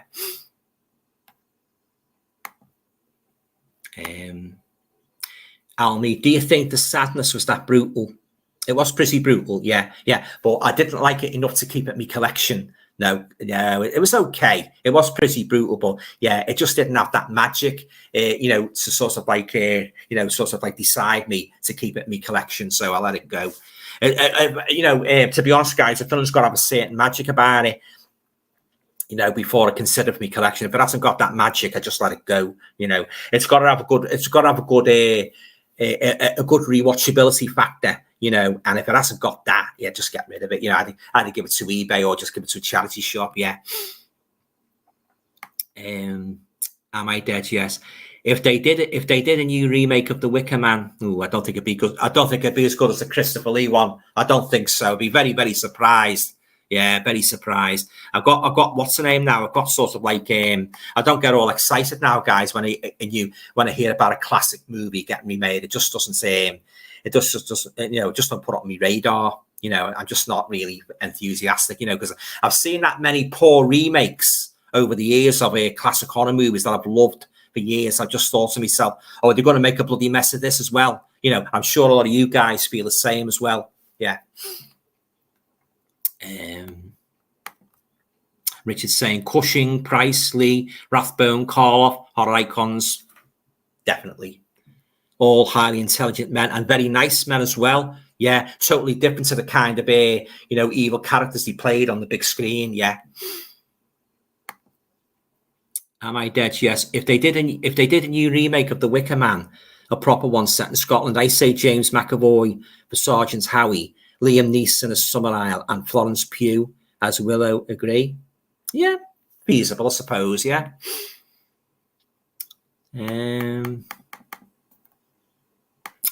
Mark says that the actress in Innocent Blood is French, I think. Oh, right, yeah. I'll have to check that one out. Innocent Blood, yeah. I'd say it's on the HMV Premium collection, isn't it? I did a couple of weeks ago. I was looking for it in HMV Liverpool. They didn't have it. Jamie Frisbee. Hi, Alan. Sorry I'm late. Yes, the girl Innocent Blood is French. It's okay, Jamie. Yeah, you just come at the right time. Just about to sign off. Yeah, I came on at 8 o'clock, you see, so 2 hours is usually just right for me, 2 hours now. Sometimes I might go on till about an extra half hour, but it's usually 2 hours, I think that's quite enough, yeah. But yeah, I've really enjoyed it. Yeah, really enjoyed it tonight, guys. Thanks for turning up, really appreciate it.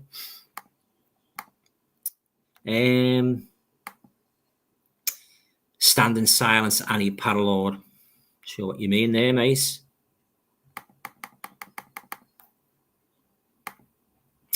Kevin William Wardle says, Helter Skelter is a film of the Manson murders. Yeah, quite rare to find. Yeah, I've got that in my collection. It's a good one, that.